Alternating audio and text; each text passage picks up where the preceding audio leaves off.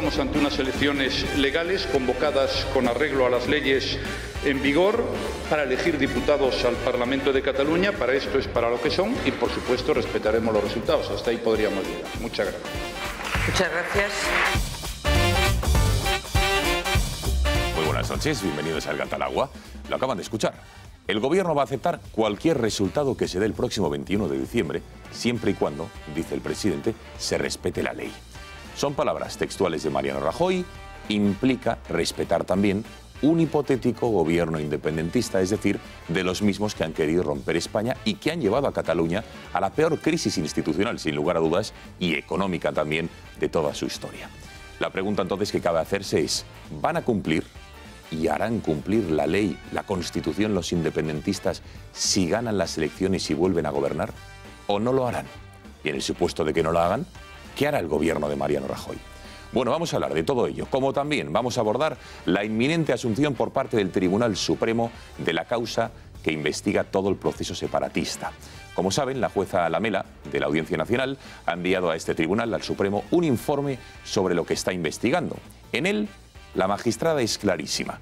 Considera que la investigación no debe ser escindida, sino que debe realizarse de forma conjunta y en un único procedimiento. Por ello, acepta que el Supremo la asuma. Hay un matiz, eso sí. Afirma que existen delitos o indicios de varios delitos, tales como sedición, malversación, desobediencia y prevaricación. Pero atención, no el de rebelión, el que es el más grave de todos, sin duda.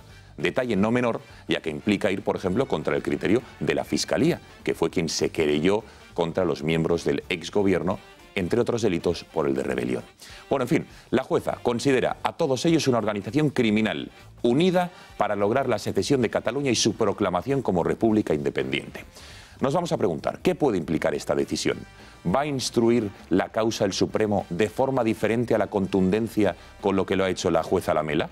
O por decirlo de otra manera, ¿va a implicar este cambio en la instrucción que Junqueras, Forn, Turull, Rull y compañía salgan de la prisión preventiva y puedan hacer, por ejemplo, campaña en las elecciones del próximo 21 de diciembre?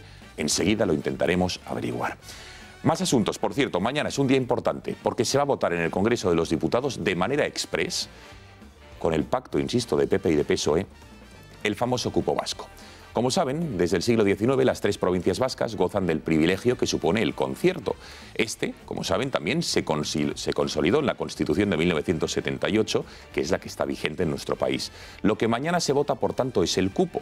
El concierto no se puede tocar porque está en la Constitución. Quien lo quiera cambiar, debería cambiar la Carta Magna. Pero bueno, el cupo es el dinero que anualmente paga el País Vasco al Gobierno central por las competencias, digamos, no transferidas que ejerce el Estado en esa comunidad, el País Vasco. Por ejemplo, defensa, asuntos exteriores, infraestructuras, aeropuertos, puertos. Bueno, esa cantidad que el País Vasco paga al Gobierno se revisa cada 5 años. Y mañana se vota esa revisión. Se vota la nueva cantidad acordada por el PP y por el PNV. Esa cuantía, que históricamente es muy inferior a lo que debería, y mañana se va a votar una cifra todavía menor, ya que el gobierno de Mariano Rajoy necesita del apoyo del PNV para aprobar los presupuestos generales. Es decir, el pago negociado para el próximo quinquenio es aún mucho menor de lo razonable. Bueno, este acuerdo ha abierto una guerra con el resto de comunidades autónomas y con determinados partidos, como Ciudadanos, que se oponen. Recordemos que el País Vasco es una comunidad, la segunda en renta per cápita, que en vez de aportar a la caja común, resta dinero a la caja común. Pero es que con este acuerdo se va a ir a una resta de casi el 30-40% del dinero que corresponde. No se puede jugar con la financiación de las comunidades autónomas, porque lo que se hace es enfrentar a territorios y enfrentar a ciudadanos. No se pueden someter los presupuestos generales del Estado a subasta. Bueno, hablaremos de todo ello, porque mañana, ya les digo, es el debate y es un tema polémico, cuanto menos, y rompe el principio de igualdad, sin lugar a dudas, entre todos los españoles. Y hoy se cumplen 7 años, 5 meses y 21 días desde que el PP presentó en el Tribunal Constitucional un recurso contra la ley del aborto de Zapatero, que, recordemos, establece, porque esa ley sigue en vigor, esta lacra como un derecho. Como ven, 2.731 días después, el alto tribunal todavía no se ha pronunciado sobre el recurso, ni a favor ni en contra, como si lo que estuviera en juego, lo que estuvieran dirimiendo, fueran unas meras competencias administrativas de alguna comunidad autónoma y no tantas y tantas vidas de niños inocentes. Desde aquí, desde el Grupo Intereconomía, un día más, reclamamos al Constitucional un fallo inmediato sobre esa ley tan injusta. Les presento ya a la mesa que nos acompaña esta noche. Está con nosotros Benjamín López, a quien ya saludamos. Benjamín, muy buenas noches. ¿Qué tal, Gonzalo? Muy buenas noches a todos. Nuevo look, ¿no, Benjamín? Un poco de aire fresco, hacía falta, ¿no? Hombre, como esto del cambio climático parece que se consolida, ¿no? Pues sí. Me estoy poniendo al compás de los tiempos, aligerando un poco y... Un poco fresco. Exacto. Bueno, muy buenas noches, bienvenido, Benjamín. Gracias. Eduardo García Serrano, muy buenas noches. Buenas noches, un placer. A la mesa. Buenas noches a la audiencia y, por supuesto, a los radioyentes, porque el gato se oye por la radio, ¿no? Sí. Y los taxistas, sobre todo. Por cierto, semana que viene nueva huelga del sector del taxi y la transmitiremos de alguna manera aquí y tendremos a los protagonistas también del sector del taxi, evidentemente, también de las VTC, y hablaremos aquí de todo ello, de este conflicto que sigue enquistado y parece que no hay una solución visible. Eduardo, muy bienvenido. Muchísimas gracias por estar aquí. Regresa al Gatalagua, se digna con su presencia José Luis Balbás. Buenas noches. Nos honra. Don José Luis, muy buenas noches. Gonzalo, al monotema catalán con el apéndice vasco hoy. Efectivamente. Y algún otro asunto también abordaremos esta noche. María Jamardo, también recién llegada de tierras gallegas. María, muy buenas noches. Buenas noches. Por cierto, María, exitazo de la manifestación del sábado pasado de los policías de Jusapol, Guardia Civil, que piden una cosa tan simple como la equiparación salarial. Pues sí, la verdad con es que... Con los Mossos y otros cuerpos autonómicos. Sí, con las policías autonómicas y las adscritas. Y la verdad es que sí, 80.000 policías en Madrid, venidos de toda España, y reivindicando esa equiparación salarial, ¿no? Que yo creo que ya es de justicia y que ellos reclaman de manera insistente y sobre todo viendo los últimos acontecimientos. Además, hoy facilitábamos noticia en OK Diario en la que confirmábamos que el Ministerio de Interior no puede asumir con los presupuestos inicialmente asignados o con la partida inicialmente asignada el gasto de los 6.000 agentes desplazados en Cataluña, de manera que tendrá que pedir crédito extraordinario al señor Montoro para sufragar ese gasto, que inicialmente estaba previsto en unos 30 millones y que se irá a 47,5 o quizás más, porque esto solo está asignado al coste de los 3 ferries y la manutención. Y desde aquí decir que los agentes desplegados en Cataluña, los 6.000 agentes, no han cobrado todavía lo que debían haber percibido por estar allí destacados desde... Complementos, horas extras, etc. Exactamente. Han recibido nada más que el pago hasta el día 10 de octubre, estamos a 22 de noviembre, y sí tienen una partida aprobada hasta el 31 de octubre que se satisfará en esta semana, entre esta semana y la próxima, pero hay unidades como, por ejemplo, la UIP de Málaga, que ha cobrado todavía esta semana los ingresos, así que, bueno, un apoyo enorme y un beso enorme a todos los agentes que están en Cataluña. Claro que sí, bueno, yo un beso no, pero un abrazo muy grande desde luego a todos los agentes, fuerzas y cuerpos de seguridad de Estado. Gracias, María, por estar con nosotros. Rocío Monasterio, muy buenas noches. Buenas noches a todos. Recién llegada del otro lado del Atlántico, lo digo porque como la ha colgado usted en las redes sociales, es una cosa pública. Sí, ¿no? He estado muy bien en Washington, muy interesante, también contando lo que está pasando en España, ¿no? Para que ¿Llega no allí solo... lo que está ocurriendo en nuestro país? Sí, pero una visión distorsionada. ¿Sí? De hecho, en las universidades americanas los que hablan son los independentistas. Y de hecho nosotros estuvimos en una reunión de algunos de la ANC de Nueva York y no contaban con nuestra aparición. Y tuvimos que contar... Rocío Monasterio de Vox se incurrió en una reunión de la ANC en Washington? Bueno, casualmente. Nosotros estábamos hablando con fundaciones conservadoras y de temas de política, pero nos enteramos y creímos que teníamos que estar allí, ¿no? Y claro, por supuesto no nos esperaban, somos la peor pesadilla, Vox, de los independentistas. Casi les da un infarto cuando nos vieron aparecer. Contaban las grandes mentiras al público. Bueno, su líder o su ex líder, Jordi Sánchez, está entre otras cosas en prisión por culpa de Vox, por esa querella que presentaron en enero. Efectivamente, y entonces, bueno, no nos esperaban. Por culpa de Vox, no, gracias a Vox. Bueno, entiéndame usted, lo recuerdo. Figuero, como siempre, buscando las cosquillitas. Que van a estar, yo creo que en la cárcel tiempo, porque nosotros no vamos a soltar la causa que está en el Supremo y en la que somos acusación popular. Bueno, don Rocío, bienvenida. Me alegro que el viaje haya ido francamente bien. Señores, ¿cómo pueden participar con nosotros? Como cada día, a través de nuestro WhatsApp. Ojo, que ya somos Bueno, la cifra la diré al final del programa, cuántas personas ya nos siguen, interactúan día a día con nosotros a través de WhatsApp, porque es realmente asombroso. Pero bueno, les animo a que lo sigan haciendo en el 670-03-4543, 670-03-4543. También pueden participar a través de nuestra cuenta de Twitter, @gato_directa, o en nuestro canal de YouTube, Intereconomía Tube. Les recomiendo que se suscriban. Háganlo. ¿Por qué? Porque verán los mejores momentos del programa, los mejores vídeos, podrán ver programas completos del Gato al Agua, tiempos modernos, gracias por nada en su integridad. En fin, es una comunidad donde también podrán interactuar entre todos ustedes, que les recomiendo que se suscriban. Bueno, tiempo ahora de analizar el vino que hoy tenemos, tiempo de catar. Vamos a empezar este Gato con un vino. Hoy cambiamos, es un vino blanco del Grupo Pesquera. Como saben que el Grupo Pesquera tiene varias bodegas, pues hoy les traemos un vino de la bodega El Vínculo. ¿Cómo se llama el vino? Se llama Alejairén 2015. Es un vino blanco que nuestras enólogas han catado, me han dicho que les ha gustado, y les vemos aquí la demostración y luego volvemos y lo catamos aquí en la mesa.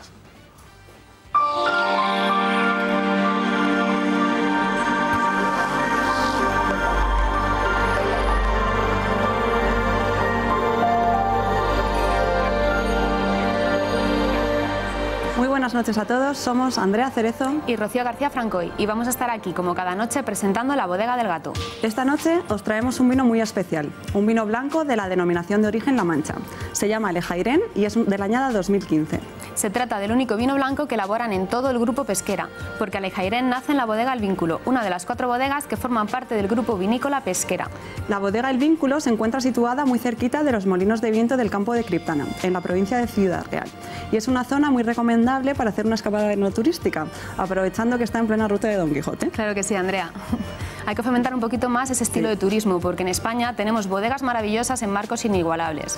Pero bueno, hablemos un poquito del vino protagonista de esta noche. Pues Alejairén 2015 es un vino que surge en el año 2007, cuando Alejandro Fernández, fundador del Grupo Pesquera, y su hija Eva deciden elaborar el primer blanco de la casa, queriendo demostrar que en La Mancha también pueden hacer grandes vinos blancos.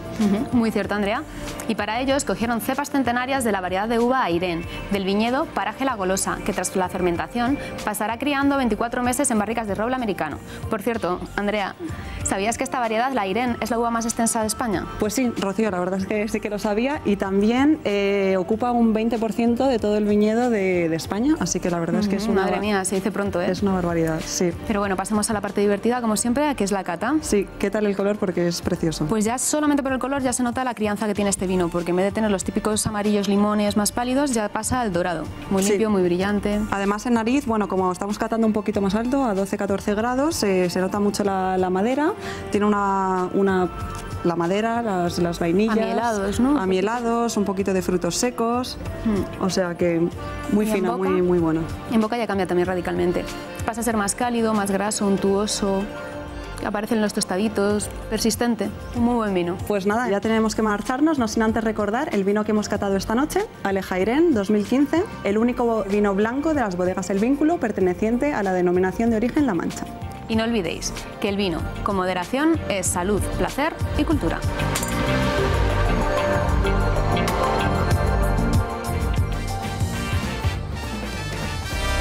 Bueno, fantástico este vino blanco. ¿Qué tal, Benjamín? ¿Lo has probado? ¿Te ha gustado? Me ha gustado, me ha gustado. Sí, yo todavía no lo he probado. Hacéis una buena selección. Aquí hay cada uno ese tipo, pero aquí hay algunos que se abalanzan.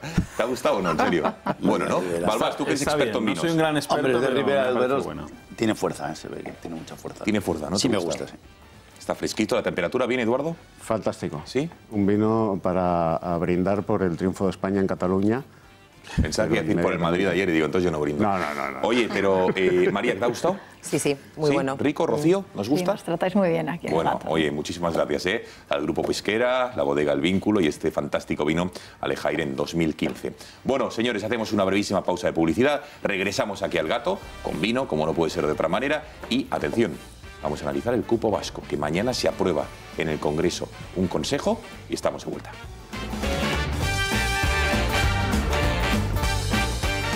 Les presentamos el reloj homenaje a los GRS de la Guardia Civil, una edición exclusiva y limitada con el emblema de la Guardia Civil grabado en la esfera y en la parte trasera su lema: el honor es mi divisa.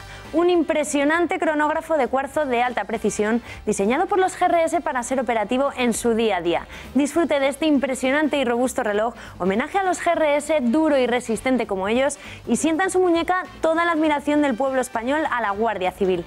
Llame ahora mismo a publi.com 902-180-190 y recíbalo en 24 horas, con regalo de una segunda correa de piel negra combinada con el verde característico de la Guardia Civil junto a su certificado de autenticidad. Páguelo como quiera, contra reembolso, con tarjeta de crédito o en cómodas cuotas mensuales. Llame ahora al 902-180-190 o publi.com.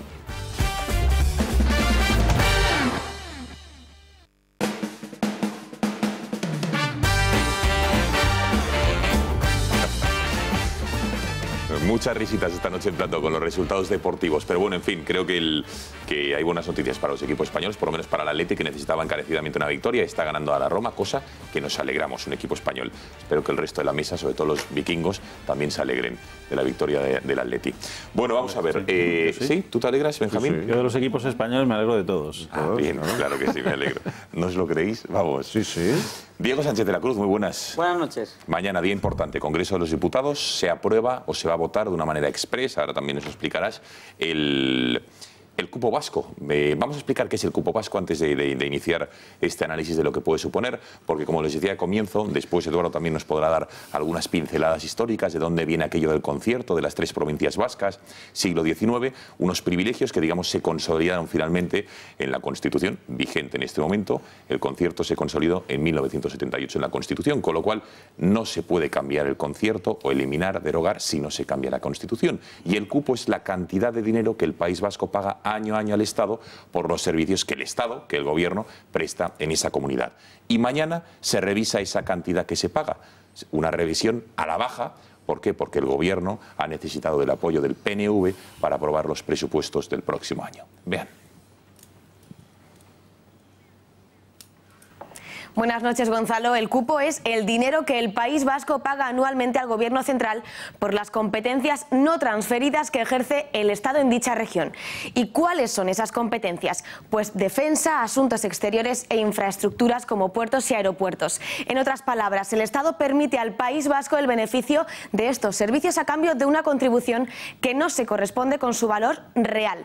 Y es que desde el País Vasco y Navarra tienen un sistema especial de financiación por ser una región foral, distinto, por tanto, al sistema por el cual se rigen las otras comunidades autónomas. Las provincias vascas son las encargadas de recaudar los impuestos que pagan los residentes en la región y, posteriormente, abonan cada año al Gobierno central el coste estimado de las competencias. Y precisamente ese pago al Gobierno central es lo que se conoce como cupo. Desde que se aprobó la actual Constitución española de 1978, el método para calcular el cupo se establece a través de leyes quinquenales y, aunque su metodología es muy compleja, las cuantías resultantes se han negociado a lo largo de los últimos años de forma bilateral entre la Administración vasca y el Gobierno central en función de intereses políticos y partidistas. Pero ¿dónde está realmente el problema? Pues que esta cuantía que paga el Gobierno vasco es inferior a la que debería, simplemente porque se trata de una negociación tindada de intereses políticos. Por ello, dado que la negociación es por intereses políticos, sirve también como herramienta de presión política nacionalista vasca, concediendo o no su apoyo al partido en el Gobierno a cambio de nuevas competencias o incluso una rebaja en la cuantía del cupo. Como es el caso, el PNV y el Gobierno de Rajoy llegaron a un acuerdo en la última aprobación de los presupuestos generales del Estado el pasado mayo. ¿Para qué? Pues para que los vascos apoyaran estos presupuestos, pero a cambio de algo claro: 1.400 millones de recompensa que le reclamaba por discrepancias desde 2007 en concepto de cupo. Además, desde este año y para el próximo lustro, el cupo se ha fijado en 956 millones de euros, 569 millones menos que el de 2016. Y pese a que en el presupuesto de 2017, todavía en debate, la cifra provisional era de 1.200 millones. Unos por otros, Gonzalo, pero en este caso salieron ganando los dos, los vascos y Mariano Rajoy. Muchas gracias, Patricia, y muy buenas noches. Bueno, Diego, cuéntanos, ¿qué es lo que se vota mañana? Porque al final es rebajar la cantidad que el País Vasco paga año a año al Estado por los servicios que el Gobierno presta a esta comunidad autónoma, ¿no? En síntesis. Bueno, mañana votamos mirando hacia adelante y mirando hacia atrás, porque el paquete que se aprueba mañana contempla, por un lado, una especie de compensación por los últimos 5 años, porque ahora de repente, ¿no?, se decide acordar que es que ha estado pagando de más el País Vasco, y ahí se van 1.400 millones, y aparte también se va a votar, mirando hacia adelante, hacia los próximos 5 años, hacia el próximo lustro, otro paquete que rebaja el cupo en unos 2.400 millones, 2.600 millones. O sea, que nos sale a 4.000 millones, y estamos aquí echando cuentas, ¿no? Si hay 5 diputados y les estamos poniendo encima de la mesa... 5 diputados del PNV en el Congreso. Del PNV en el Congreso, que tienen efectivamente la llave de la gobernabilidad ahora mismo, y les estamos poniendo encima de la mesa un monto de unos 4.000 millones entre esos 5 diputados, pues nos sale muy caros estas señorías, porque nos salen a unos 800 millones de euros a todos los españoles. Entonces, hecha esa introducción, el cupo vasco, y además entiendo que luego, además, estando aquí Eduardo, podemos entrar en sus orígenes, pero el problema del cupo vasco, como bien decías, no tiene tanto que ver con que sea algo legal, que por supuesto que lo es, o constitucional, que desde luego que lo es. El problema del cupo vasco es que una cosa son los números, y los podemos comentar aquí, y otra cosa es lo que se hace en el Congreso de los Diputados, año sí y año también, cada vez que llega el momento de negociar el cupo, que es coger los números, es decir, partir de una realidad económica más o menos medible, y a partir de eso aplicarle todo tipo de criterios para, de facto, conseguir el voto de sus señorías del PNV a cambio de rebajar la factura.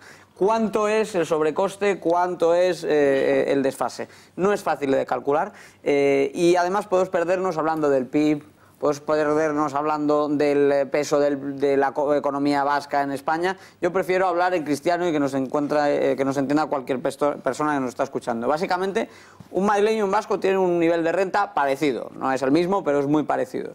Pues bueno, la financiación que llega a un madrileño equivale a unos 2.000 millones de euros, perdón, a unos 2.000 euros per cápita, dentro del reparto de financiación, 2.000 euros per cápita un madrileño, 4.000 euros per cápita un vasco.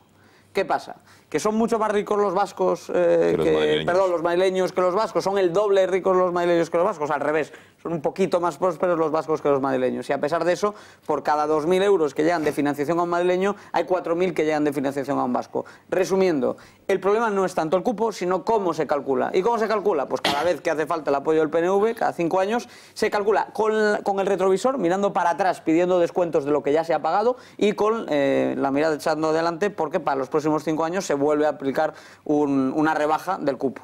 Vamos a escuchar a Albert Rivera, porque quiero, Diego, que escuchemos y que analicemos sus palabras, porque entre otras cosas ha dicho que el País Vasco, ahora, con este nuevo acuerdo, en vez de ser de contribuir, siendo supuestamente una economía fuerte, la segunda en España, va a ser receptor neto de fondos y dinero. Bueno, lo vemos y lo comentamos.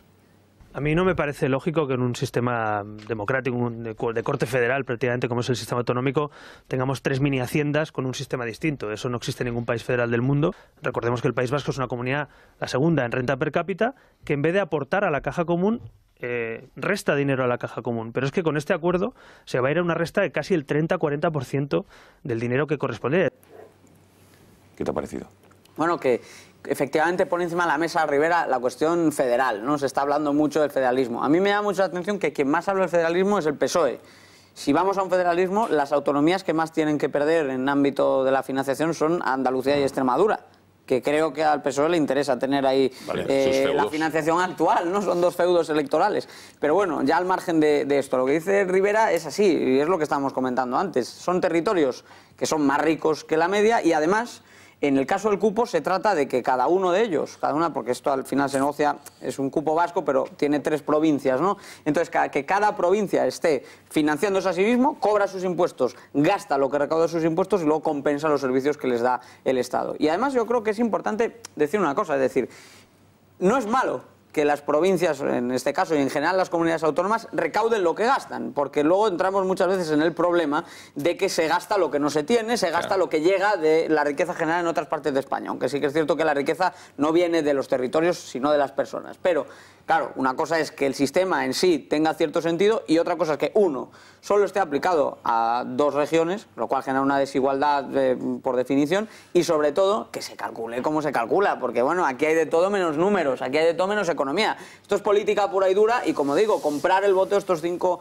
señores en el Congreso tiene un precio y es un precio de 800 millones de euros, que para eso yo creo que saldría mejor buscar una forma un tanto más económica, porque si nos sale a 800 millones de euros el apoyo de cada uno de estos diputados, yo creo que tenemos que hacernoslo mirar. Más reacciones. Cristóbal Montoro, el ministro de Hacienda, asegurando que, bueno, ha definido la aprobación hoy del nuevo cupo por el mayor esfuerzo fiscal, dice, que hacen los contribuyentes del País Vasco con respecto a los contribuyentes del resto de España. Vamos a escucharle y después vemos si es cierta o no esta aclaración del ministro de Hacienda.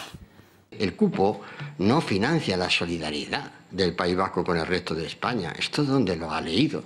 ¿Dónde lo ha entendido? Es que se están pagando más impuestos.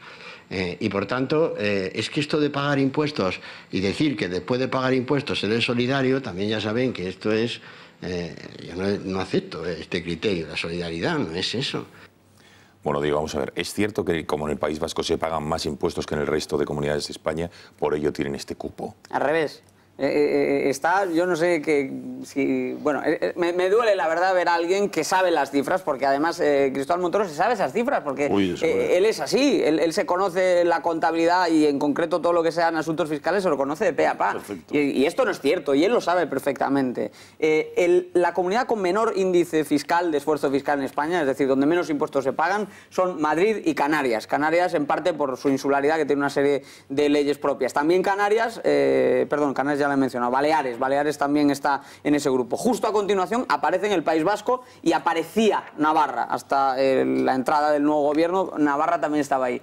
Entonces yo no sé muy bien, sí lo sé muy bien, es decir, el gobierno busca el apoyo de estos parlamentarios, pero creo que no sería necesario llegar al extremo de decir que una de las 5 o 6 regiones con menor esfuerzo fiscal de España, en concreto la cuarta, sea una de las que más esfuerzo fiscal tiene, porque no es así. Y ojo, no es malo que tenga poco esfuerzo fiscal, es decir, País Vasco ha prosperado, entre otras cosas, pues porque ha tenido un modelo fiscal bajo, no ha masacrado a impuestos a sus empresas y a sus ciudadanos. Pero claro, lo que no podemos hacer es mentir de esta forma, porque esto no es cierto. Y además el ministro Montoro lo sabe perfectamente, porque el Ministerio de Hacienda, por ejemplo, publica las balanzas a las que yo aludía cuando daba estas cifras, ¿no? Cuando yo decía que la financiación por habitante ronda los 2.000 euros en el caso madrileño y los 4.000 euros en el caso vasco, no me lo estoy inventando yo. Son números que cuelga el Ministerio de Hacienda en sus balanzas territorializadas a competencia homogénea. Entonces, si es un documento muy técnico en el que insistió mucho Cristóbal Montoro en publicarlo, acuérdate de todo el España nos roba, el tema catalán, había que sacar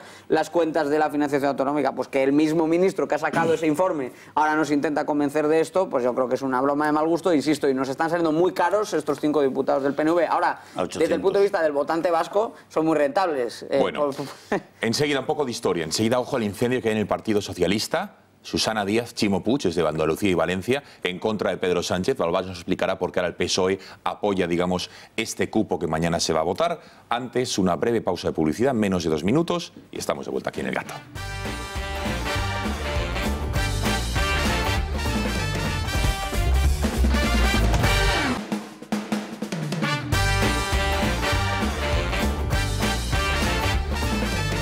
10:35 de la noche ya, aquí seguimos en el Gato al Agua, analizando y hablando de la importante sesión que se va a producir mañana en el Congreso de los Diputados, donde de una manera express, rápida, sin permitir que se presenten enmiendas, se va a aprobar el llamado cupo vasco.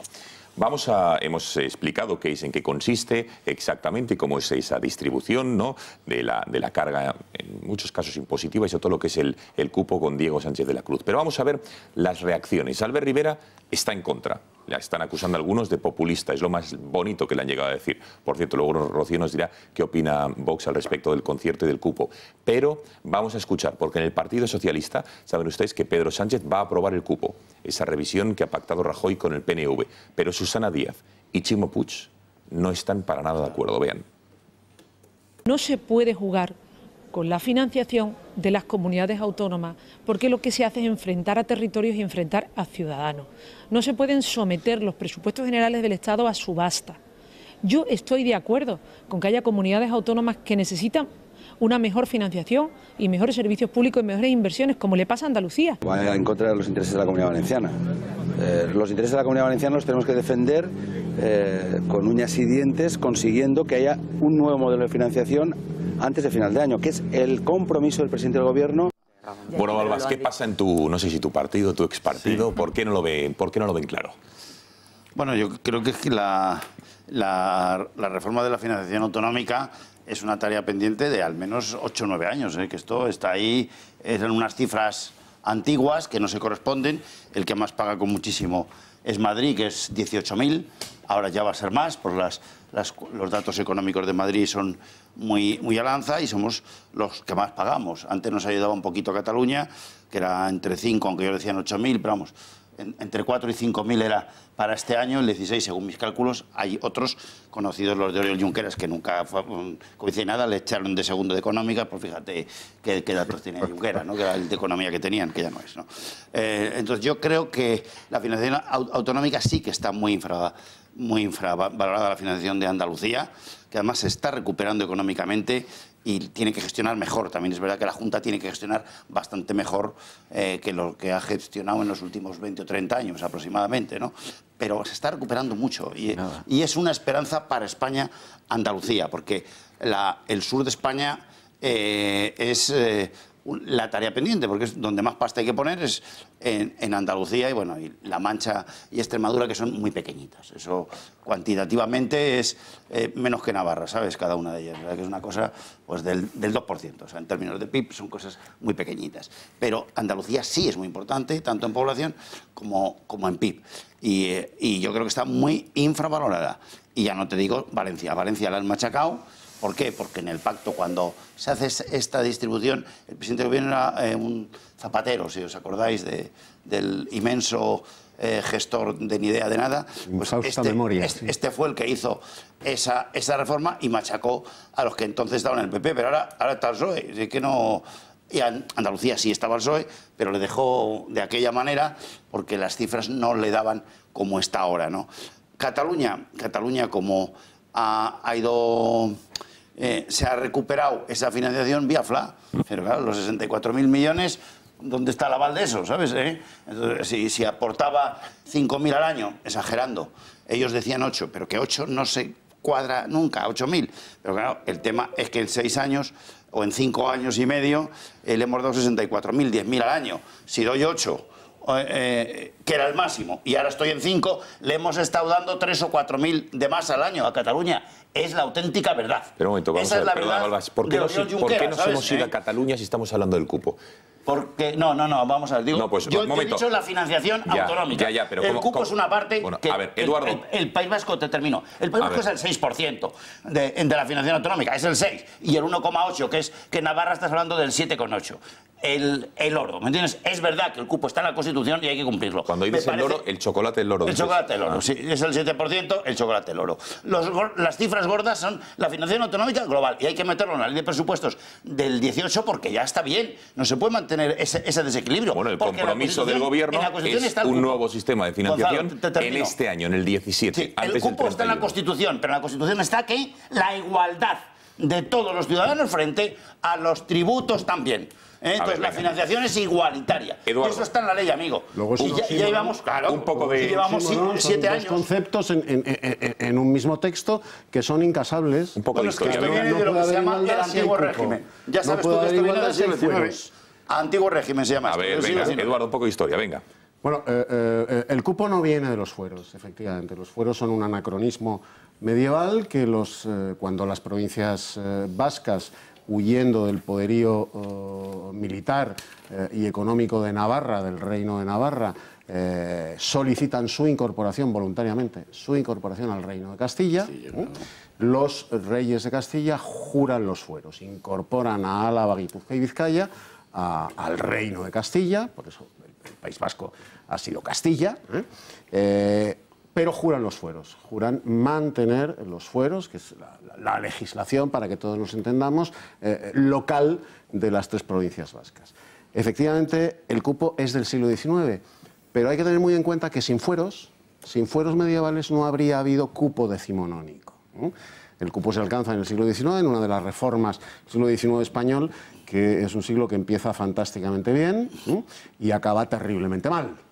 Después de un proceso desde 1812, la Constitución de las Cortes de Cádiz y aquel rey felón que proclamó vayamos todos juntos y yo el primero por la senda constitucional para traicionarla, como ha hecho Puigdemont y su banda de forajidos separatistas, bueno, pues acaba siendo un desastre. Y en una de esas reformas administrativas, territoriales, gubernamentales del siglo XIX, que la subo a mansalva, se acepta el cupo vasco.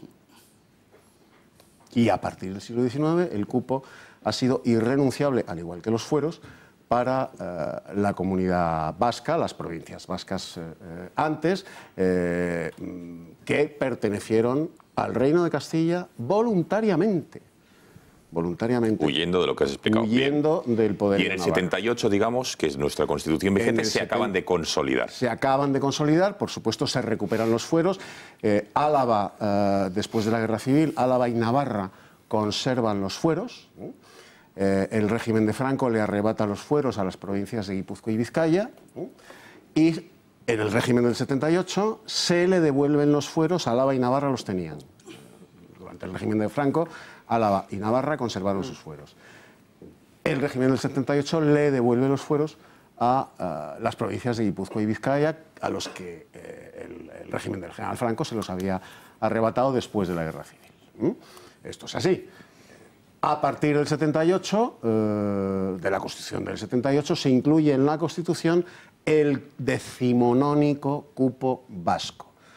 Ambas cosas, los fueros, son un anacronismo medieval que no tiene ningún sentido en el siglo XXI, al cual se aferran tanto vascos como navarros. Y el cupo es un anacronismo decimonónico, porque en una economía del siglo XXI, en un país moderno, lo lógico es que el sistema fiscal, el sistema contributivo, sea homogéneo.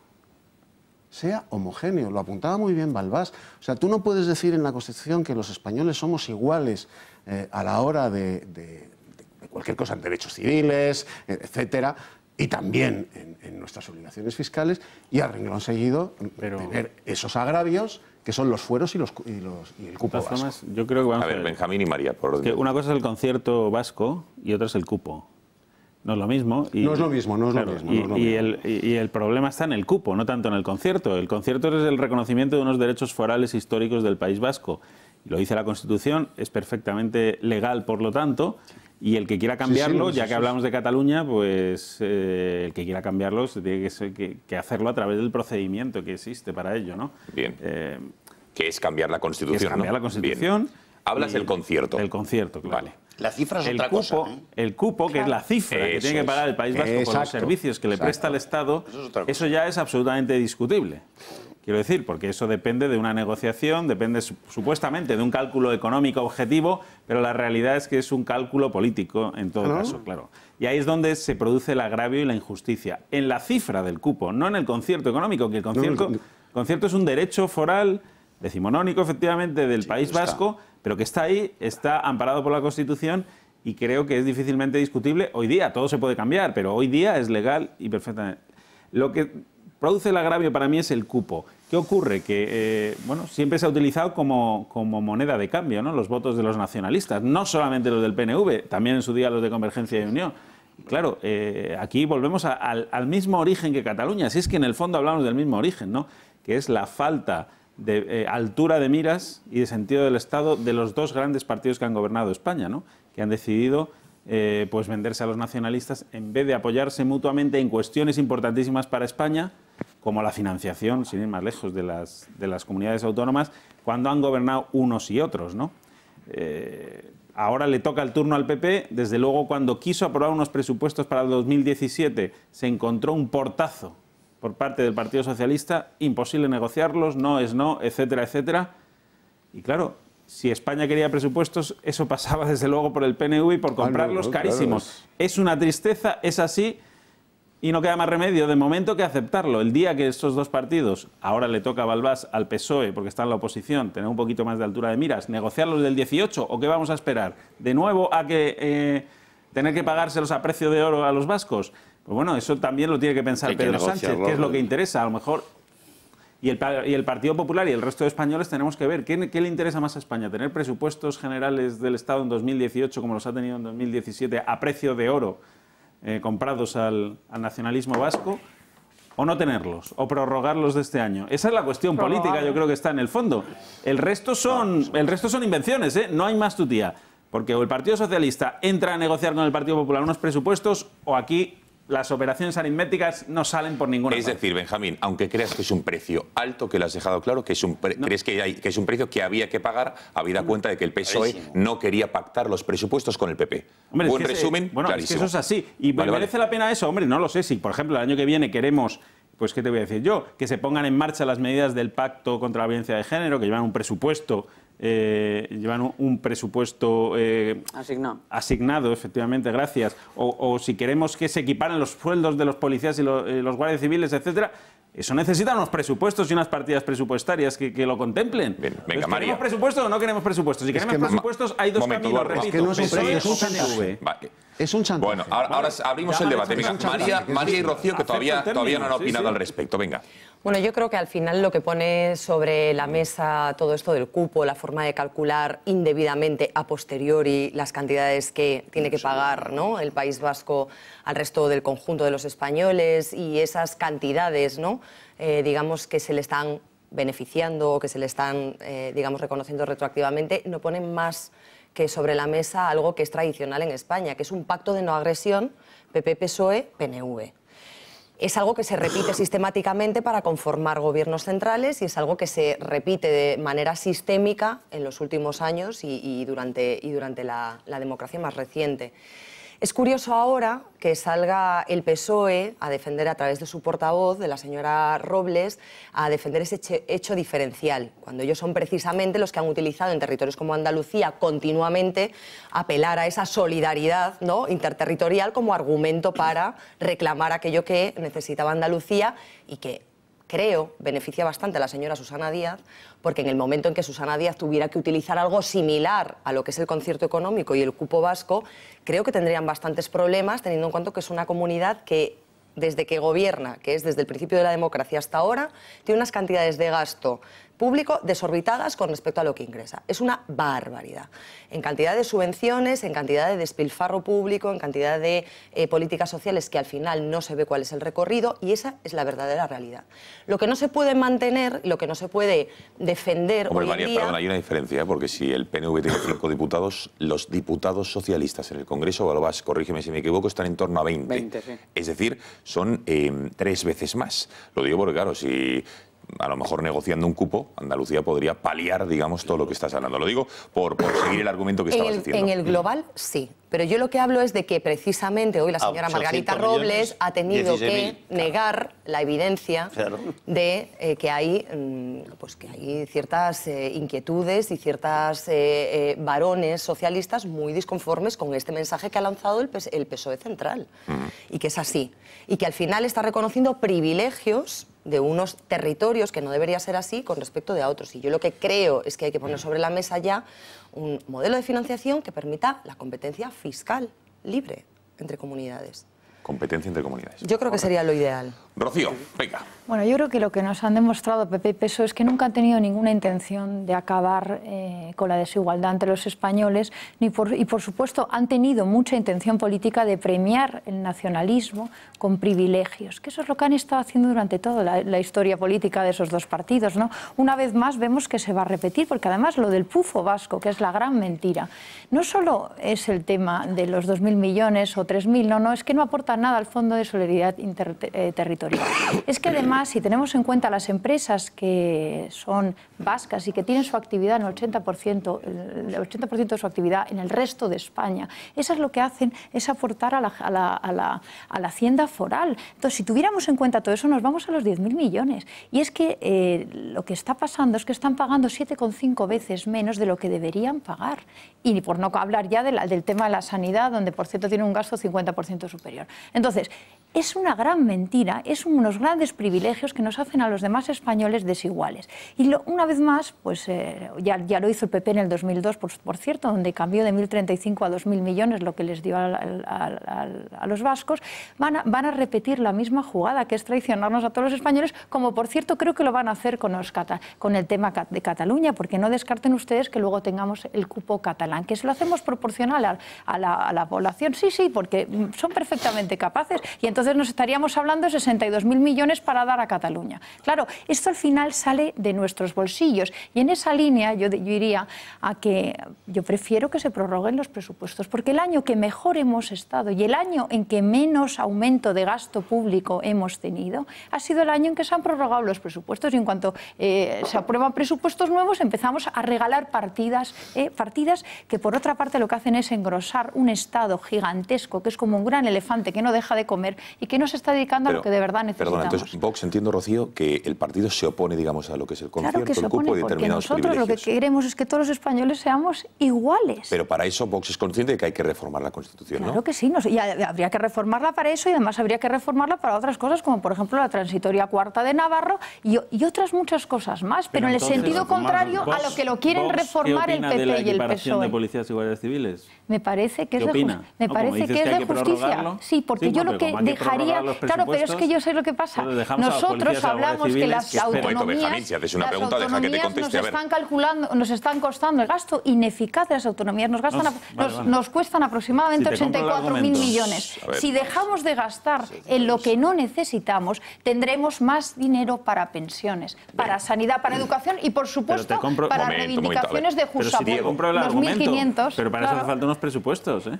Bueno, todo eso pero como yo sé por dónde va el PP-PSOE cuando aprueba presupuestos, que es para el pacto de la violencia de género. Bueno, que ya sabemos que cuanto más gastan... Bueno, eso y muchas cosas más. La policía y los guardias civiles son entre miles de partidas que ponen los presupuestos. Diego. También por hacer un poco el repaso a esta cuestión del cupo, decía Friedman que no hay nada más permanente que un programa temporal del gobierno, ¿no? Pues resulta que el cupo, cuando lo instaura Cánovas del Castillo, es una medida temporal, para 8 años. Claro. Estos tenían que haber acabado en la década de 1880. ¿No? En el 1886 ahí se tendría que haber acabado el cupo. No, pues no. Veníamos de la Tercera Guerra Carlista, no había estructuras de Estado administrativas a la altura, y Cánovas, con pragmatismo, considero yo, dice, bueno, pues le damos 8 años que recauden ellos, arreglamos a final de año y luego ya iremos yendo hacia una hacienda bien definida y bien estructurada. Claro, de eso, de tener que haber zanjado este sistema en el año 1886, a que estemos ahora en el año 2017, ya casi 2018, y que aún sigamos con ese sistema inicialmente temporal que no se ha definido, que sigue sujeto a cálculos improvisados, políticos, y que no obedecen al propio espíritu de la ley, que aquí lo más flagrante es que no se cumple el propio espíritu de la ley. Esto yo creo que es un problema tremendo. Y luego, por otro lado, efectivamente, las medidas que se ponen encima de la mesa en los presupuestos las hay mejores y peores.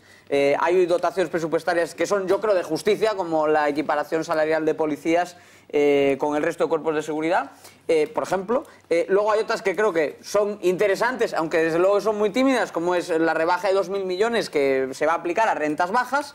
Pero claro, para que nos hagamos una idea de hasta qué punto esto, no creo, Balbás, que podamos decir del todo que esto es chocolate en loro, porque efectivamente dentro del gasto total, es cierto que es una parte pequeña, pero como bien sabes, todos los años no se renueva todo el gasto total, sino que se renueva un poquito, ¿no? Hay unos 10.000 millones de margen de cambio entre unos presupuestos y otros.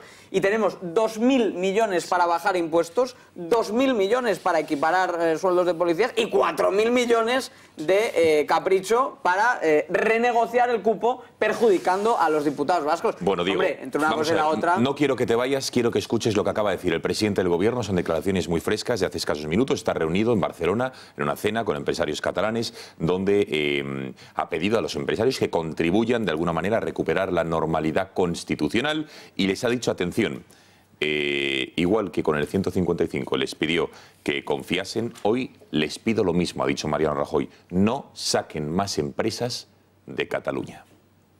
Lo importante es que hemos sido capaces, afortunadamente, de reaccionar a tiempo con los instrumentos que el Estado de Derecho pone a disposición de las autoridades cuando alguien lo amenaza. Confiad, No saquéis más empresas fuera de Cataluña. Lo reitero hoy. Contribuyan ustedes a restañar las heridas, a afianzar la normalidad y a promover la confianza. La mujer es catalana. Bueno, promover la convivencia. Bueno, Diego, ¿qué te parece? ¿Cuál es la situación en este momento de las fugas, ya no solo de empresas, sede social, fiscal, que se ha producido, ya más de 2.500? Porque evidentemente el gobierno de declaraciones de tranquilidad del gobierno de la nación se agradecen, pero al final una empresa no quiere declaraciones de boquillas, sino seguridad, ¿no? Aquí ya poco a poco nos vamos olvidando, ¿no?, de lo de la salida de las empresas, y efectivamente en los últimos años se han ido 2.500 empresas, perdón, en las últimas semanas se han ido 2.500 empresas de Cataluña, pero es que en los últimos años se han ido más de 10.000, y esto es en lo que nos tenemos que fijar, en el problema de largo plazo que tiene Cataluña, porque no son las 2.700 de ahora las únicas que nos deben preocupar, No, es que ahora se han ido en un periodo de tiempo muy corto. Correcto, en un mes y medio. correcto. Pero a lo que me refiero es que esto no empezó el 1 de octubre, sino que viene de muy atrás. Yo di una cifra aquí, recuerdo hace unas semanas también, de los movimientos de personas, no solo de empresas. Por cada persona que se está mudando a Cataluña, uno pensaría que a Madrid se está mudando otra, o quizá el doble o algo así, no, pero por cada persona que se está yendo a vivir a Cataluña, hay 15 que se están viniendo a vivir a Madrid, de modo que también está cambiando no solo el patrón de las empresas, sino el patrón de las personas, que esto creo que es muy grave. Y en concreto, pues yo lo que sí te puedo decir una cosa es que hoy he estado hablando con el alcalde... Momento, nos vas a dar una exclusiva, ¿no? Exclusiva. Cuidado, exclusiva. El alcalde de Alcobendas es uno de los alcaldes que ya puede efectivamente afirmar que está en contactos para que se vengan empresas industriales del cinturón industrial de Barcelona y de la propia Barcelona a Alcobendas. Pero no solo es el caso de Alcobendas, es el caso de otras localidades del sur de Madrid que ya están recibiendo llamadas, que están dando precios, que están ofreciendo sus polígonos industriales, porque esas inquietudes están ahí. ¿Significa que esos traslados se van a dar ya? No, porque estamos hablando de traslados de personal y de producción, ya no solo de sede societaria y solo de sede fiscal, sino hablamos de cambios de producción. Pero esas llamadas existen. El alcalde de Alcobendas... Un momento, Diego, pese a que está el artículo 155 encima de la mesa, está cesado el gobierno independentista, están convocadas unas elecciones para el 21 de diciembre. Estas medidas no han hecho que vuelva la tranquilidad, la calma y la seguridad y la certidumbre jurídica que necesitan las empresas, y siguen planteándose abandonar Cataluña e irse al resto de España. Sí, efectivamente, el nivel de incertidumbre está claro que ha bajado, y que se ha reducido a lo largo de las últimas semanas. Tampoco vamos a negar lo evidente. Pero se ha introducido una variable de duda, de riesgo, de sombra en torno a la economía catalana, que obliga a todas las empresas a tener un plan B en el cajón. Y ese plan B se llama Madrid, en el caso que estoy describiendo, el sur de nuestra ciudad, el sur de nuestra región, es uno de los ejemplos, pero también se llama Comunidad Valenciana, también se llama Baleares, también se llama Aragón, y también se llama irse al extranjero, porque como estamos viendo, y además yo creo que lo que estaba comentando Rocío, yo creo que viene a colación. Te estoy poniendo en un brete, pero yo creo que estaría bien sacar lo que estamos hablando antes de entrar en el programa, ¿no? Efectivamente, el coste de oportunidad de empresas que ya no quieren entrar en España, que nos ven desde fuera, y ha habido un error brutal de comunicación por parte de nuestro gobierno. Pero da nombres, no ha sabido contarlo. Bueno, pues yo creo que en Moncloa tienen un problema de comunicación muy serio. Porque no han sabido. Es que te está apretando, ahora te voy a apretar yo con cuáles son esas empresas industriales de la exclusiva que nos has dado del cinturón de Barcelona que se van a trasladar a Alcobendas. O sea, que no aprietes a Rocío, que si no te aprieto yo. Bioquímicas además, por un lado. Cuidado.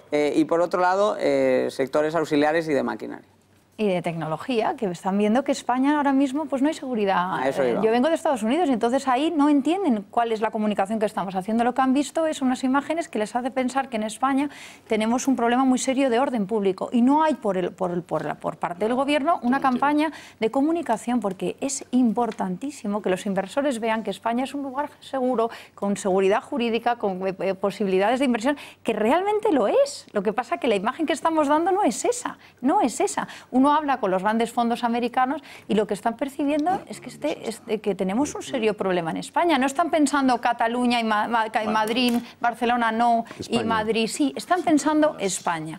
Y el coste de oportunidad de las empresas, a mí las 2.000 empresas de Cataluña que se van a Madrid, yo creo que eso es una parte, pero lo que no sabemos valorar es la cantidad de inversores y empresas que estaban mirando España y que por la incertidumbre y la mayor incertidumbre que dan unas elecciones el 21 de diciembre con un resultado ven cierto, han dejado de mirar España. Y dicen, bueno, dentro de un año hablamos. Y no estoy hablando de una cosa, estoy hablando de conversaciones que tengo yo con gente que quiere invertir. Bueno. Esa es la realidad. Diego, ¿alguna última reflexión? No, solo que no olvidemos que no todo esto va a salir en las noticias, vamos a ir centrándonos en otras cuestiones y ese traslado se va a seguir produciendo.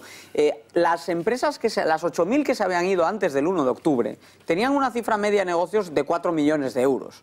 No es un éxodo de tenderos de la esquina que lamentablemente no pueden escapar. Es un éxodo de empresas de un tamaño mediano y en algunos casos grande. No nos enteramos, muchas veces no las conocemos, pero quizá las partes de fabricación de nuestro coche, las máquinas de nuestros domicilios están hechos en esas fábricas y en esas industrias de Cataluña. O sea que cuidado, porque ese movimiento continúa. Diego, te tenemos que despedir y me gustaría regalarte esto. Lo que pasa es que no me quedan, solo me queda este, pero te ruego que prestes atención. Atención a este fantástico coleccionable, a este pack que tenemos aquí en nuestro país de las constituciones o las 7 últimas constituciones que ha habido en España, en nuestro país, desde 1812, la famosa Constitución de la Pepa, hasta la de 1978. Como ven en sus pantallas, es un fantástico coleccionable que ha editado José Luis Teófilo, que como saben es editor, y lo pueden ustedes conseguir. Son libros pequeñitos, son libros que hay, como ven, con una ilustración fantástica en su interior. Y, por ejemplo, yo me gustaría leer, por ejemplo, así, esta mañana el director de Infovaticana me decía, lee, por ejemplo, como curiosidad el artículo para que vean ustedes cómo cambian los tiempos, porque es curioso aprender de historia y saber. Yo, por ejemplo, esto no lo sabía. Capítulo 2 de la Constitución de 1812, de la religión. Su artículo 12 dice, Constitución española.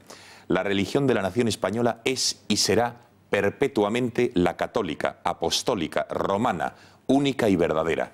La nación la protege por leyes sabias y justas y prohíbe el ejercicio de cualquiera otra.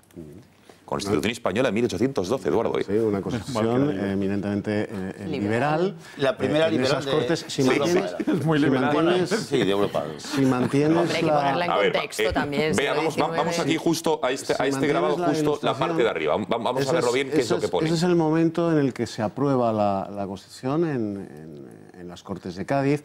Si te fijas en el tapiz que hay al fondo, es un cuadro Eduardo, absolutamente realista. Eduardo? Ese, efectivamente, bien. El que está señalando. Que pone patria, libertad. Patria, libertad, por ese orden.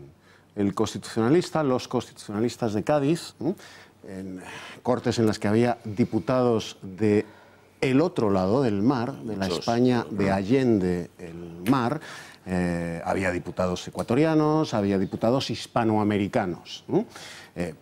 Uno muy célebre, por ejemplo, bueno... venga, ya. Y había diputados de toda España. Patria y libertad. ¿Por qué? Los constitucionalistas tenían muy claro que sin patria no hay libertad. Bueno. A no ser que se tenga un concepto de la libertad, que es la libertad de Robinson Crusoe. Bueno, Eduardo, y otra cosa que te quiero enseñar, patria no hay libertad. Fíjate en el escudo de la Constitución de 1978, claro. Que aquí ya lo saben, pero claro, algunos otros dirán Dios, pero claro... La teoría del papanatismo, del viejo Mercer de progresía, asumido también por la derecha boba, la dama boba de la derecha, de que el águila de San Juan es anticonstitucional y preconstitucional. Bien. Falso. La Constitución del 78 se aprueba con el águila de San Juan. Ahí lo tienes impresa. Aquí lo Porque además, perdóname, es que es importante, la Comisión Parlamentaria para los Cambios, el cambio de los símbolos del Estado, se crea en 1979. Ya lleva un año en vigor la Constitución del 78. En 1979 se cambian los símbolos del Estado.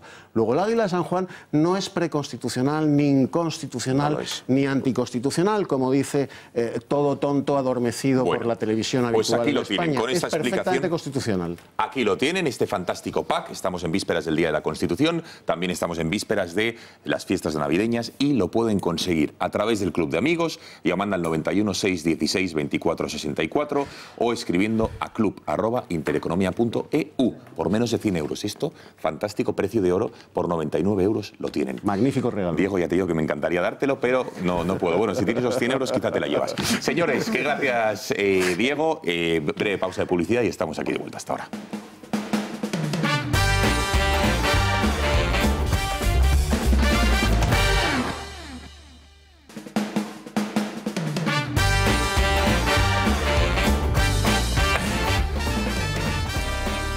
11:08 de la noche, aquí seguimos en el Gatalagua después de esta pequeño análisis que hemos tenido sobre el cupo vasco y también con pinceladas sobre lo de Cataluña. Vamos a analizar también lo que hoy es sin lugar a dudas una de las noticias de la jornada, y es que finalmente la jueza Lamela, que es la jueza de instrucción que estaba en este momento llevando el caso del procés con Puigdemont huido, el resto de consejeros que siguen en prófugos de la justicia española, pero también el ex vicepresidente Junqueras y el resto de exconsejeros, también los líderes de ANC, de Òmnium Cultural, también el caso de Trapero, es decir, todo lo que tenía que ver con los no aforados, ¿de acuerdo? Pues finalmente ha accedido a la petición que le hacía el juez Llanera del Tribunal Supremo, que le pidió un informe la semana pasada y le daba un plazo para que le pasase todo lo que estaba investigando y la instrucción que estaba llegando. Pues hoy hemos conocido ese informe y vamos a analizarlo. Nuestro compañero del editor de informativos, Javier Torres, nos ha preparado un informe sobre qué es exactamente lo que ha dicho la jueza Lamela. Javier, muy buenas noches, cuéntanos. Buenas noches, Gonzalo. Vamos a explicarlo. La juez Carmen Lamela asegura en el informe que se investiga a una organización criminal unida con el propósito de obtener la secesión mediante una estrategia coordinada. Lamela considera que encabezan esa organización criminal Forcadell, los destituidos miembros del Gobierno y los líderes de Òmnium y ANC. Todos actuaban con unidad de propósito, un plan común y reparto de tareas. La magistrada de la Audiencia Nacional destaca el papel de los Jordis alentando a las masas para actos tumultuarios que impidieran la ejecución de las órdenes judiciales. También incluye en esa organización el papel de los Mossos y su capacidad intimidatoria para proteger las acciones dirigidas a la celebración del referéndum ilegal. En este informe, Lamela también subraya el análisis del documento incautado en Focats, que describe la estrategia de la rebelión secesionista. El informe hace una descripción de la estrategia de los investigados que incluye actuaciones parlamentarias, creación de estructuras de Estado y movimientos sediciosos. El papel de los Mossos sería esencial para el éxito de los movimientos sediciosos: pasividad ante agresiones a policías, enfrentamiento con ellos, incluso espionaje a los agentes de la policía para alertar a los sediciosos. Asimismo, la juez Lamela describe cómo se manejó a la población para consumar hechos violentos, por ejemplo, el asedio a la comisión judicial durante los registros del 20 de septiembre, la resistencia a la policía el 1 de octubre o los desórdenes públicos en la huelga general. De todo esto concluye que hay una estrategia común con reparto de papeles que aconseja a la acumulación de una sola investigación. En el informe encontramos de nuevo cada elemento del delito de rebelión, incluida la violencia. Bueno, para hablar de todo ello tenemos con nosotros a Carmen Lucas, que es periodista del Español. Carmen, buenas noches. Buenas noches. Gracias por estar con nosotros. Debuta en el Gatalagua, así que te agradecemos que estés con nosotros. Además debuto con un vino de mi tierra, o sea que estoy muy contenta. Claro que sí. Bueno, Carmen, cuéntanos, ¿qué puede implicar esta decisión? El juez Llanera del Tribunal Supremo pedía este informe a Carmen Lamela. La Fiscalía se oponía, digamos, a trasladar al Tribunal Supremo esta causa y finalmente Lamela parece que accede, ¿no? Sí, ha renunciado a pedir de nuevo su competencia en esta causa, en la Audiencia Nacional, y lo que ella viene a decir es lo que ha mantenido en todo este tiempo, que la causa se tiene que mantener unida en un solo procedimiento, porque ve que hay una estrategia conjunta de todos los actores que han participado en el referéndum del 1 de octubre y en la declaración de independencia. De hecho, la juez, desde el principio de la investigación, ha ido incluso más allá. Ella pone el inicio de todas estas actuaciones que tienen un fin, que es la declaración unilateral de independencia, incluso en el 9N. Ella va más atrás, ¿no? Entonces, ella ha aceptado pasar este informe al juez Llarena, al juez Pablo Llarena del Tribunal Supremo, y esto lo que podría implicar, que es lo más cercano, es que los consejeros, los exconsellers, vayan quedando en libertad, porque mientras ella ha mantenido una posición después de tomar declaración tanto el 6 y el 16 de octubre y el 2 de noviembre al jefe de los Mossos d'Esquadra, al mayor de los Mossos d'Esquadra, Josep Luis Trapero, a su intendente Teresa Laplana y a todos los consejeros a ir poniendo como medida cautelar la prisión, desde el Tribunal Supremo, después de tomar declaración a Carme Forcadell y a los miembros de la mesa del Parlamento, lo que se decidió fue dejarles en libertad, bajo una fianza de 150.000 euros, pero dejarles en libertad con unas medidas cautelares. Entonces, todo apunta a que van a quedar en libertad igualmente cuando la causa pase al Supremo. Es decir, que estando en las fechas en las que estamos, 20 y pico de noviembre, a lo mejor, ¿en qué tiempos puede asumir Llanera esta causa? Y a lo mejor estamos hablando de que pueden hacer campaña electoral del 21 de diciembre, quizá. De hecho, una de las razones por las que este procedimiento pasa al Tribunal Supremo también es porque de cara al 21 de diciembre, si ellos participan en las elecciones y son elegidos por los partidos a los que se presentan, van a volver a ser aforados. Entonces, tiene poco sentido que se mantengan en la Audiencia Nacional cuando pueden recuperar su fuero. Claro. Entonces, es decir, que a largo plazo, a partir del 22 de diciembre, evidentemente tendría que asumir la causa el Supremo. ¿Por qué esa diferencia de criterio? No sé si es que alguien, o tú en este caso, Carmen, tienes esa explicación entre Llanera y Lamela a la hora de, en un momento dado, dejarles en libertad o cae confianza o prisión provisional. Bueno, los delitos que se están investigando sin duda son muy graves. El delito de rebelión que la jueza Lamela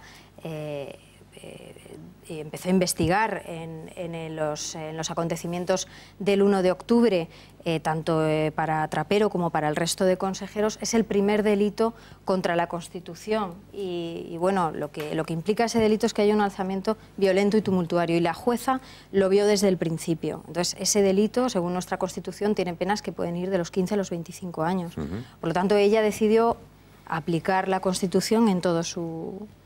en su versión más literal, digamos. Claro, y sobre todo lo que dice el Código Penal.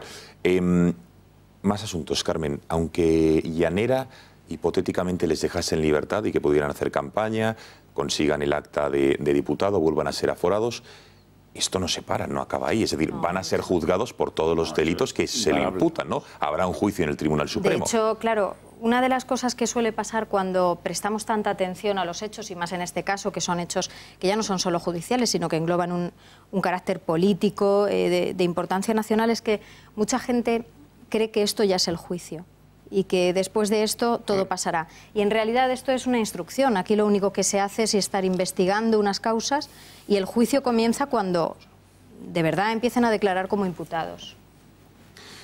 Vamos a ver, más asuntos, porque Lamela es brutal. Organización criminal, digamos, es lo más lindo, lo más suave que les dice, y desde luego, más allá de los delitos, entiendo que el juez Llanera, más allá de que les deje en libertad o no provisional, va a seguir con eso, porque tú decías, 9 de noviembre, todo lo que se organizó a raíz de ello, ir contra la Constitución, no acatar, prevaricación, malversación, desobediencia, sedición y rebelión.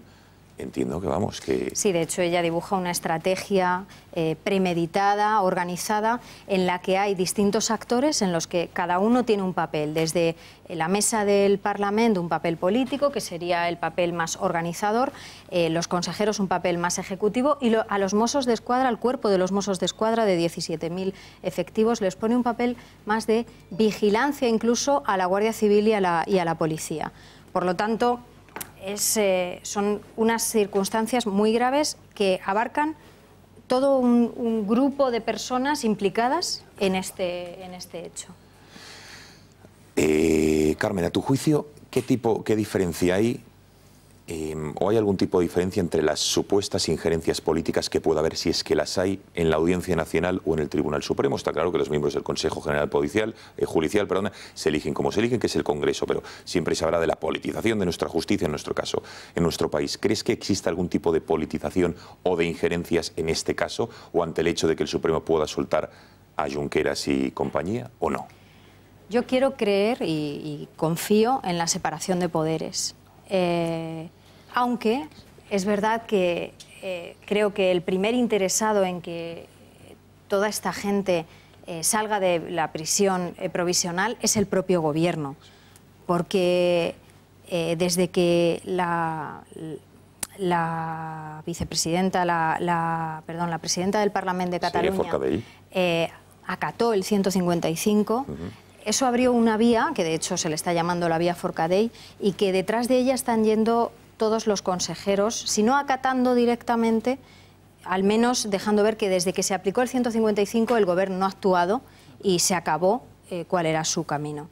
Entonces, yo quiero creer en la separación de poderes, pero está claro que ese paso atrás que dio Carme Forcadell, y que no sé alentada por qué, pues ha abierto una nueva vía que que es favorable tanto al Gobierno como a la Generalitat. No, yo te lo digo sobre todo, Carmen, porque claro, causa un poco de sorpresa o de perplejidad, digamos, entre los ciudadanos que nos puedan estar viendo, nuestros espectadores, es decir, oye, ¿por qué la jueza Lamela tiene un criterio tan duro, digamos, o contundente o claro, y digamos esto pasa a Llanera que no? Que no, a lo mejor debería ser la interpretación de estos delitos la misma, ¿no? O eso está al albur del juez que te toque. Bueno, ella también se basó en unos riesgos. Uno era el riesgo de fuga. Quizá vio en la declaración de Carme Forcadell y los miembros de la mesa del Parlamento menos indicios de fuga que podría haber visto la jueza Carmen Lamela para tomar esa decisión.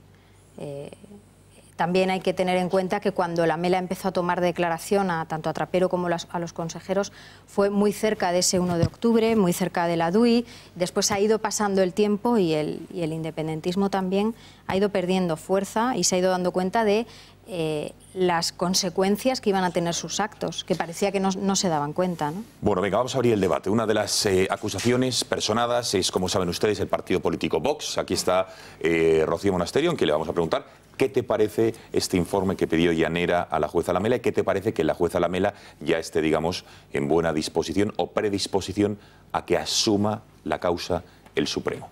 Bueno, yo creo que la jueza Lamela ha hecho un trabajo extraordinario y que sí que tiene sentido que se unan todas las acusaciones que hay, porque hay una parte muy importante en el TSJ, que es la que, bueno, pues la querella de Vox, que acopia ya muchísima documentación y es la que da la base legal para acusar a todos ellos de ser una asociación criminal, que eso es un punto fundamental. Nosotros, desde luego, mientras que los restos partidos están dedicados a las elecciones, nosotros hemos decidido concentrarnos en llevar a los golpistas a la cárcel y nuestro compromiso es ese y nosotros vamos a conseguir que, como acusación popular que somos, estos señores acaban en la cárcel y paguen por lo que han hecho. Y nosotros, desde luego, no respetamos, como ha dicho el señor Rajoy hoy, a los golpistas, que ha dicho en el Congreso, respetaré las elecciones, el resultado de las elecciones. Es que estamos yendo a unas elecciones con los mismos golpistas en las listas, con las mismas asociaciones criminales a unas elecciones.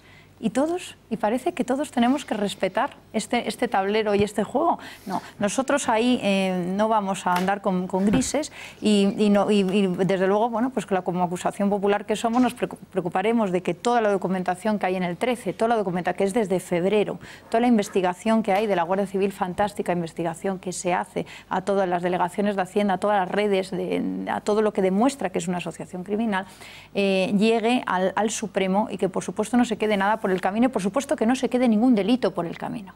Y no pase como pasó con Mas, que en el último segundo la malversación de fondos se eliminó y este señor no fue a la cárcel, que también tendría que estar en la cárcel. A ver, orden estricto de petición de turno. María. Bueno, yo quería añadir a lo que estábamos comentando antes con respecto al tema del 155 y a cómo se ha ido desarrollando, ¿no?, ese procedimiento de instrucción, porque recordemos que, digamos, en este momento se encuentra tanto en la Audiencia Nacional como en el Tribunal Supremo en fase de instrucción, lo que significa que se están investigando los hechos acaecidos, tomando testimonio a todas las partes implicadas o a los actores principales y demás. Hay una cuestión importante que cabe destacar, aparte de esa organización criminal en la que la jueza Lamela entiende en ese informe para el juez del Tribunal Supremo que, digamos, se habían confabulado y se habían repartido papeles con distintas intensidades, ¿no?, los distintos miembros de esas actuaciones dirigidas a la obtención de la sedición o de la secesión inicialmente, pero añade el carácter violento y el carácter plurisubjetivo que concurren en el delito de rebelión, con lo cual quiero decir que se mantienen todos los cargos o los tipos delictivos que hasta la fecha la jueza Lamela ha ido asignando. A mí me parece también importante dejar claro que el hecho de esa vía Forcadell, el hecho de que la señora Forcadell en su momento acatase ese 155 o decidiese acatar la Constitución, pudo tener importancia en la toma de la decisión de que el juez del Supremo no dictase prisión provisional. Es una estrategia de defensa lícita. Pero también quiero dejar claro, y hay que decirlo, que el hecho en sí de reconocer la Constitución, de acatarla o de, digamos, entender que se ha sometido al 155, como dice ahora la defensa de Junqueras, porque él compareció para prestar declaración y por lo tanto ya entendía al comparecer en la Audiencia Nacional que no era consejero o vicepresidente, sino que estaba cesado en base a ese 155, con lo cual no opuso resistencia, que es lo que dice su defensa, no quiere decir automáticamente que se acuerde de la libertad ni la puesta en libertad, de esa prisión provisional. Bueno, es que la eso prisión provisional, es lo mínimo, ¿no? Claro, no, pero me refiero, que quiero que quede muy claro que la ley de enjuiciamiento criminal en España, digamos que tiene una serie de presupuestos para adoptar esa prisión provisional, que es la medida última, el último estadio, el más grave.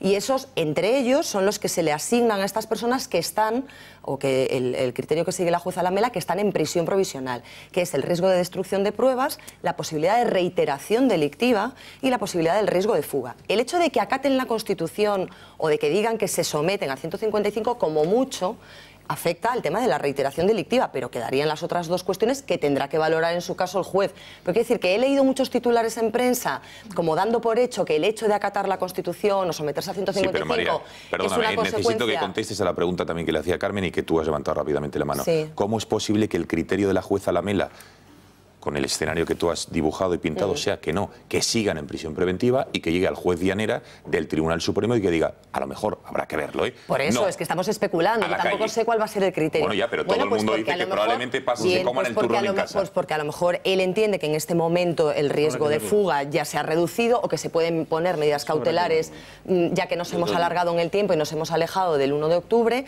que ya no hay reiteración delictiva porque todos han embridado y han dicho que en esta legislatura es imposible la declaración unilateral, que ahí está la clave de la cuestión, y por otra parte que ya, pues digamos, no pueden destruir pruebas porque ya están todas en poder de las fuerzas y cuerpos de seguridad del Estado. Venga, a ver, Balbás, Benjamín y Eduardo. Vamos a ver.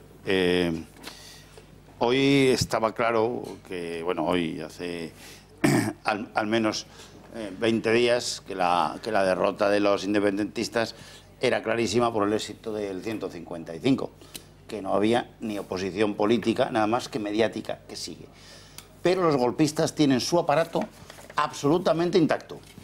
Tanto el político español como el mediático internacional, que no cuesta mucho dinero, pero el Estado español no pone nada en contra. La derrota de los independentistas no, Balbás. No. La derrota del procés. Del procés.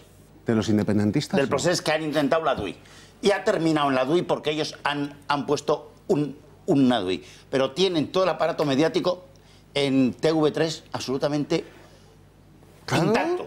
Todos los antisistemas siguen con ellos, incluida una que está de alcaldesa en Barcelona, que siguen. Son antisistemas que son colegas del asunto y siguen, ¿sabes? Entonces han hecho una pequeña alcaldesa Balbás, perdona, a la que hasta hace una semana apoyaba el PSOE del PSC. Bueno, sí. Pero vale, perdona. Conoce concejales de 41, sí. Vale, pero era el matiz importante. De 41, sigue, bueno, perdona.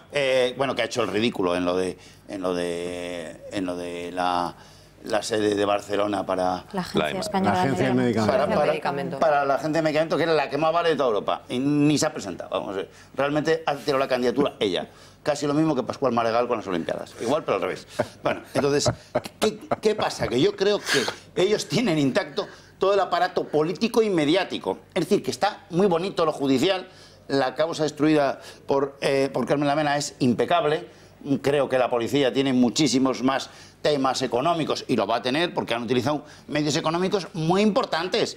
Aquí detrás había mucha pasta para financiar todo este aparato reiterado de medios de comunicación, de todo el aparato de las elecciones del 1 de octubre. No ha costado nada. Pero fíjate lo que tiene el 1 de octubre. Todas las papeletas del mundo, todo, lo tenían todo. Y toda una organización internacional para vender 6 cargas policiales en 6 colegios del 1 de octubre, que es patético, es de risa, con un herido o 2 o 5, y dice que son 800, y sigue la moto, porque no hay nadie enfrente. En la Secretaría de Estado de Comunicación de Moncloa probablemente no haya nadie ya, porque se han debido ir todos, porque nadie ha hecho ninguna respuesta.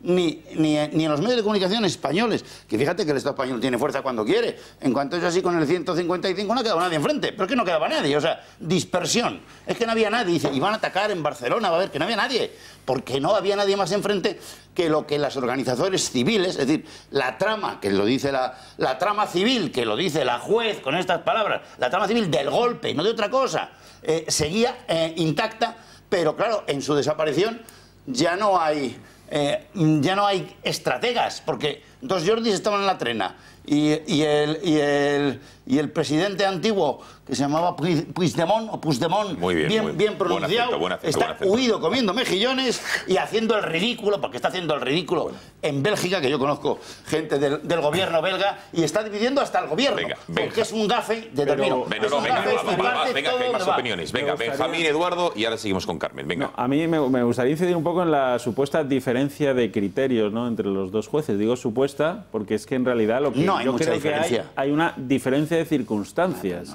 No son criterios homologables. Es decir, unos señores fueron a la Audiencia Nacional y se negaron a declarar, para empezar.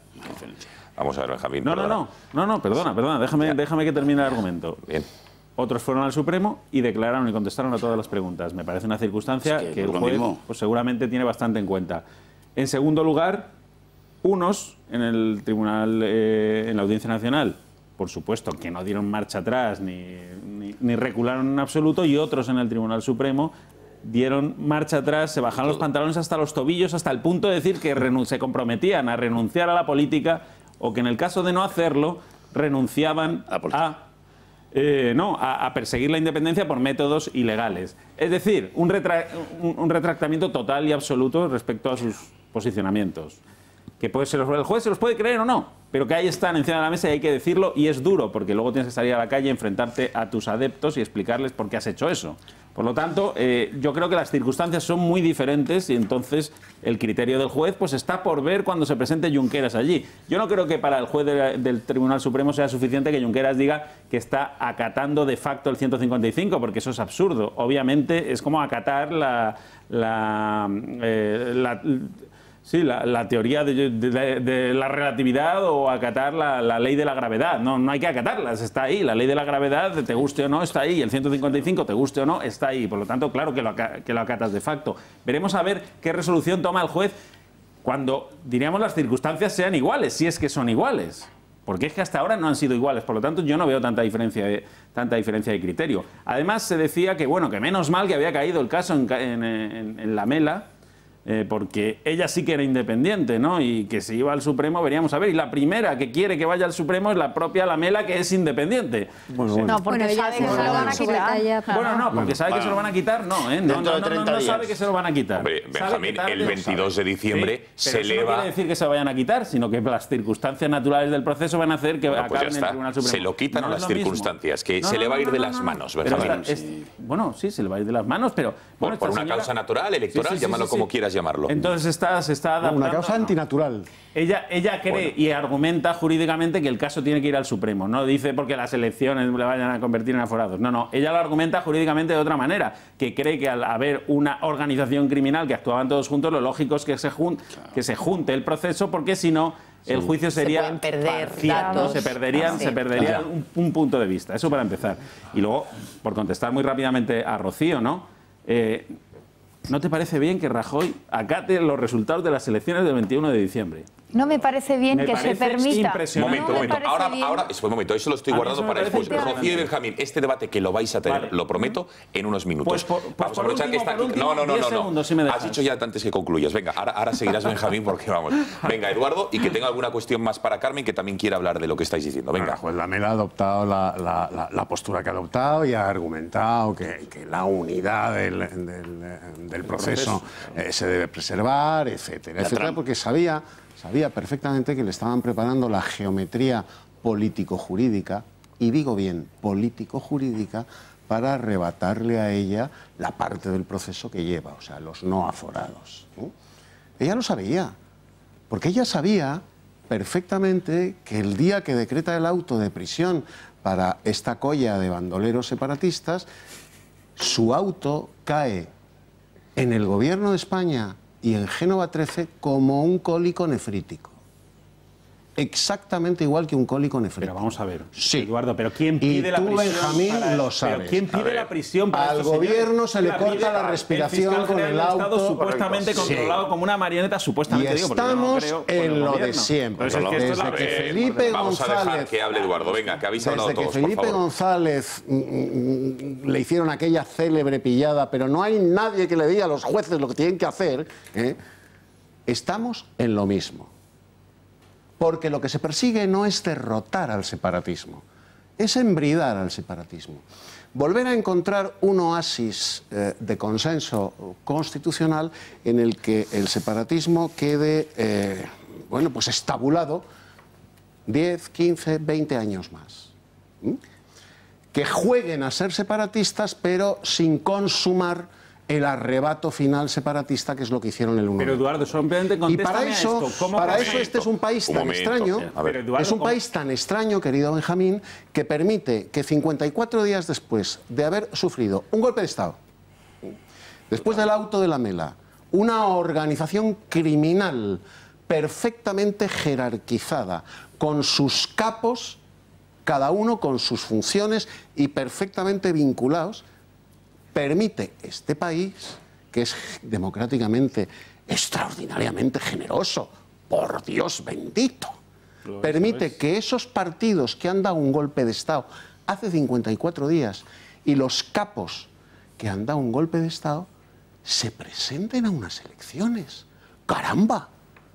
¿Somos demócratas o somos tontos?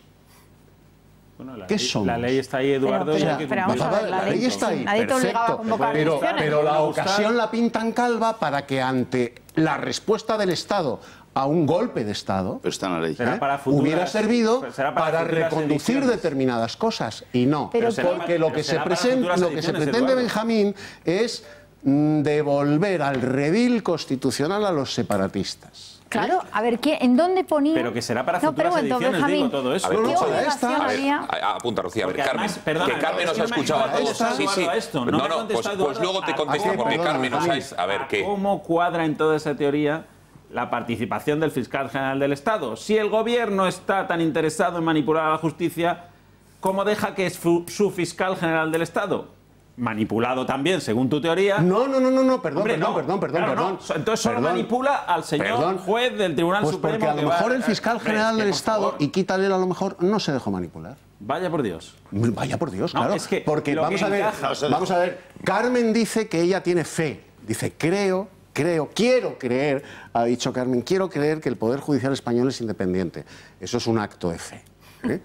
Yo no tengo constancia, entre otras cosas porque tengo ya más años que la Cuesta la Vega, tengo constancia de que el Poder Judicial español, desde la reforma de 1986, 85 del PSOE, 85, ya no es independiente. Ahora bien, dentro del Poder Judicial hay fiscales, magistrados y jueces que sí son independientes y que han demostrado su independencia. Pues, por supuesto que los hay. Qué mala suerte ha tenido el pero gobierno institucionalmente el Poder Judicial español no es independiente. Y de lo que se trata es de ayornar la situación jurídica de esta colla de bandoleros separatistas a la conveniencia política. Pero mira si tiene mala suerte. Aprovecho el guante que me han lanzado tanto Benjamín como Eduardo. Carmen, ¿qué va a pasar ahora con la Fiscalía? Entendiendo que no está Maza, el número 2, por lo que parece, va a seguir igual y... 1, no sé si tenemos fecha de cuándo va a ser el nombramiento del nuevo fiscal general del Estado. Y 2, ¿se prevé algún tipo de cambio en la dirección que ha tomado la Fiscalía al respecto del caso del Procés o no? Bueno, la sucesión es inminente. Va a ser en los próximos días, como mucho las próximas semanas. Y bueno, la Fiscalía va a seguir por el mismo camino que hasta ahora, porque de hecho quien está en este momento en funciones sustituyendo a Maza, de hecho le ha ayudado en las redacciones de las querellas, ha sido su fiscal el fiscal teniente, ¿no? Yo, si me permites, quería comentar respecto a una cosa que ha dicho Benjamín, que es cierto que ha habido muchas circunstancias distintas en cada uno de los casos y, de hecho, que Santi Vila, que el consejero Santi Vila quedase en libertad con una fianza de 50.000 euros el mismo día que todos sus compañeros fueron a prisión, estuvo básicamente en su disposición a contar lo que ocurrió y fue el primero ya en asumir ese artículo 155. Pero bueno, la vía Forcadell. Y luego, otra cosa que también decía Balbás y que es importante es la financiación. Hay una cosa muy importante que mantiene la Mela en todos sus autos y en las respuestas a los recursos de los consejeros, y es que ella dice, aunque no se haya justificado con la partida que ellos tenían previsto para pagar el referéndum del 1 de octubre, los 6,2 millones que habría costado, que no se nos escape que se ha podido pagar con otros fondos públicos. Quizá no con esos, pero con otros fondos públicos. Muchas cuantías y por eso ella ha mantenido esa fianza de 6,2 millones que se ha dado, y aquí viene un poco esa disparidad, se ha dado la circunstancia de que ella mantiene la fianza para todos, mientras que en el Supremo ya hay gente fuera. Entonces, la fianza es para todos los investigados. Y también hubo otra diferencia, y es que al llamar a declarar, por ejemplo, les llamaron a declarar a todos el día 2 de noviembre. El Tribunal Supremo aceptó posponer esa declaración al día 9 porque había un día de fiesta de por medio. No les dio tiempo a prepararse. Y esa fue otra comparación que con el tiempo ha sido un agravante para que se haya visto que en la Audiencia Nacional quizá ha habido un trato más duro. Pero Carmen, hacia... es que pero yo creo que hay que recordar simplemente, con respecto a lo que dices, y es cierto que efectivamente se hizo una prórroga por parte del Tribunal Supremo para garantizar ese derecho de defensa con respecto a los aforados, ¿no? Pero sí que la jueza Lamela, en su auto en el que acuerda prisión provisional para todos los exconsejeros, también indica muy claramente que en ningún momento, con respecto a esa indefensión procesal que alegan algunos de ellos después de que se tome la medida o sus abogados, ¿no?, en una estrategia de comunicación posterior a los medios, ella indica claramente, y lo refleja además así en su auto literal, que ninguna de las defensas solicitó la suspensión de esas declaraciones, ni la suspensión de esa vista, con lo cual ella tampoco tiene por qué adoptar esa suspensión si las defensas no se la solicitan, ¿no? También es verdad que las defensas llevaron la solicitud de la suspensión ese mismo día. Bueno, lo enviaron por Lexnet el día anterior y llegó ese mismo día a las 9:08 de la mañana. Las declaraciones estaban para las 9 de la mañana. Además, no se da circunstancia, tengo entendido, eso igual lo puedes confirmar tú, de que creo que comparten abogados, algunos de los del Sí, hay dos abogados que llevan la mayoría de los...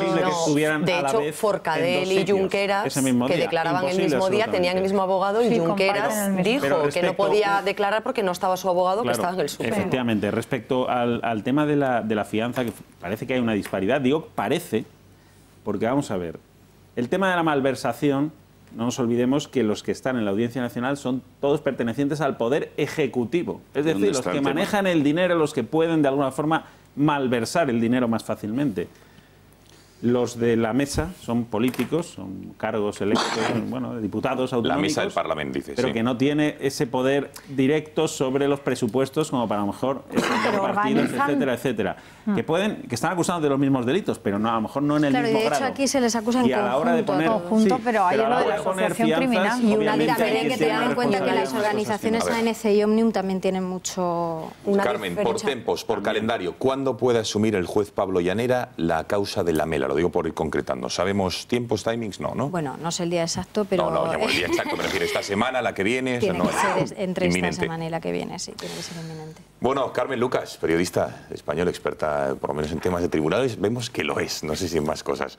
Que muchísimas gracias por haber estado esta noche en El Gato, ha sido un placer. ¿Está bien, cómodo, a gusto? Muy bien, muy bien. Sí, ¿no? Muchas gracias. Bueno, repetirá seguro. Bueno, vamos a ver, crónica política, vamos allá. Lo prometido es deudo. Mariano Rajoy, esta mañana, atención, a preguntas otra vez del señor Rufián, de ese diputado que, como saben ustedes, ya se ha comido ya el personaje, decía que va a aceptar sea cual sea el resultado del próximo 21 de diciembre, con una condición, que el gobierno que salga de esas urnas respete la ley. Vean. ¿Respetará el gobierno español los resultados de las elecciones del próximo 21 de diciembre? Son unas elecciones que he convocado yo en mi condición de presidente del gobierno. Por supuesto, respetaremos los resultados. Hasta ahí podríamos llegar. Si ganamos, ¿no veremos a esa especie de mirlo blanco de la caverna llamado Pablo Casado acordándose de Companys a ver qué vamos a votar? Si ganamos, ¿no veremos a la señora de Cospedal llamando a filas al ejército? Señor Rajoy, ¿se comportarán como carceleros o como demócratas? Usted dice que las elecciones son ilegítimas, pero luego dice que se van a presentar a unas elecciones ilegítimas. Convendría que fuera usted capaz de explicar esto.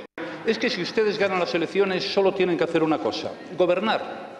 Respetar la legislación en vigor, respetar los derechos de las minorías en el supuesto de que ustedes ganan y no perjudicar la economía de los ciudadanos de Cataluña. Y punto. El otro al paro. Esto es lo que decía, atención, el presidente del Gobierno, Mariano Rajoy. Más noticias que vamos conociendo a día de hoy, enseguida lo sometemos al análisis de la mesa. Parece ser que el contexto político, la coyuntura en la que estamos viviendo, ha hecho que Junts per Catalunya, que es la antigua Convergencia Democrática, y también Esquerra Republicana, en una especie de borrador, de pacto que van a intentar hacer para a partir del día 22 de diciembre, ya no tienen tan claro la unilateralidad de la independencia, sino que pretenden de alguna manera negociar contactos con el Gobierno, con la nación, pretenden que la Unión Europea ejerza de mediador, ya no hablan claramente de una independencia unilateral. Así lo aseguraba Tardá en La Sexta. Vean. Vamos a cambiar de estrategia y los próximos meses, la próxima legislatura, ciertamente lo prioritario no será la unilateralidad. El camino hacia la independencia ya no tiene retorno. ¿Tardará más o menos? ¿Costará más o menos? Vamos a cambiar de estrategia. Aquí María y Eduardo siguen hablando. Vamos a cambiar de estrategia, decía el propio Tardá. Pero la CUP, los que han sido el bastón, el sostén de Junts pel Sí, de este gobierno durante los últimos 2 años, dicen que nanay, que de eso nada, que la República ya está proclamada y que hay que seguir con la vía unilateral. La CUP no va a renunciar a la vía unilateral porque sería como renunciar a nuestros postulados. Si tú cuando te amenazan no haces nada y te quedas quieto en casa, el señal que estás dando es que si te amenazan vas a dejar casi de moverte, casi de existir. Por lo tanto, nosotros en ningún término podemos renunciar no a lo que somos, sino a lo que pensamos.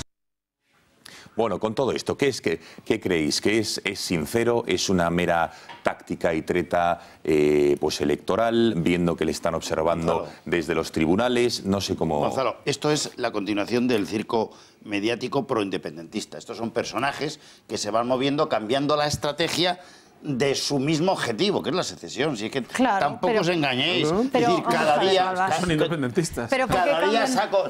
Cada día saco el personaje o el muñeco, aunque no haya trabajado en la vida como el rufián este, nada más que de politicucho de partido, porque este nunca ha sido nada más, no se sabe que ha sido catedrático de universidad, ni profesor titular, ni TAC, aunque fue simplemente ese TAC de la administración catalana, ¿no? Entonces se va a cumplir la ley, por supuesto que en España se va a cumplir la ley.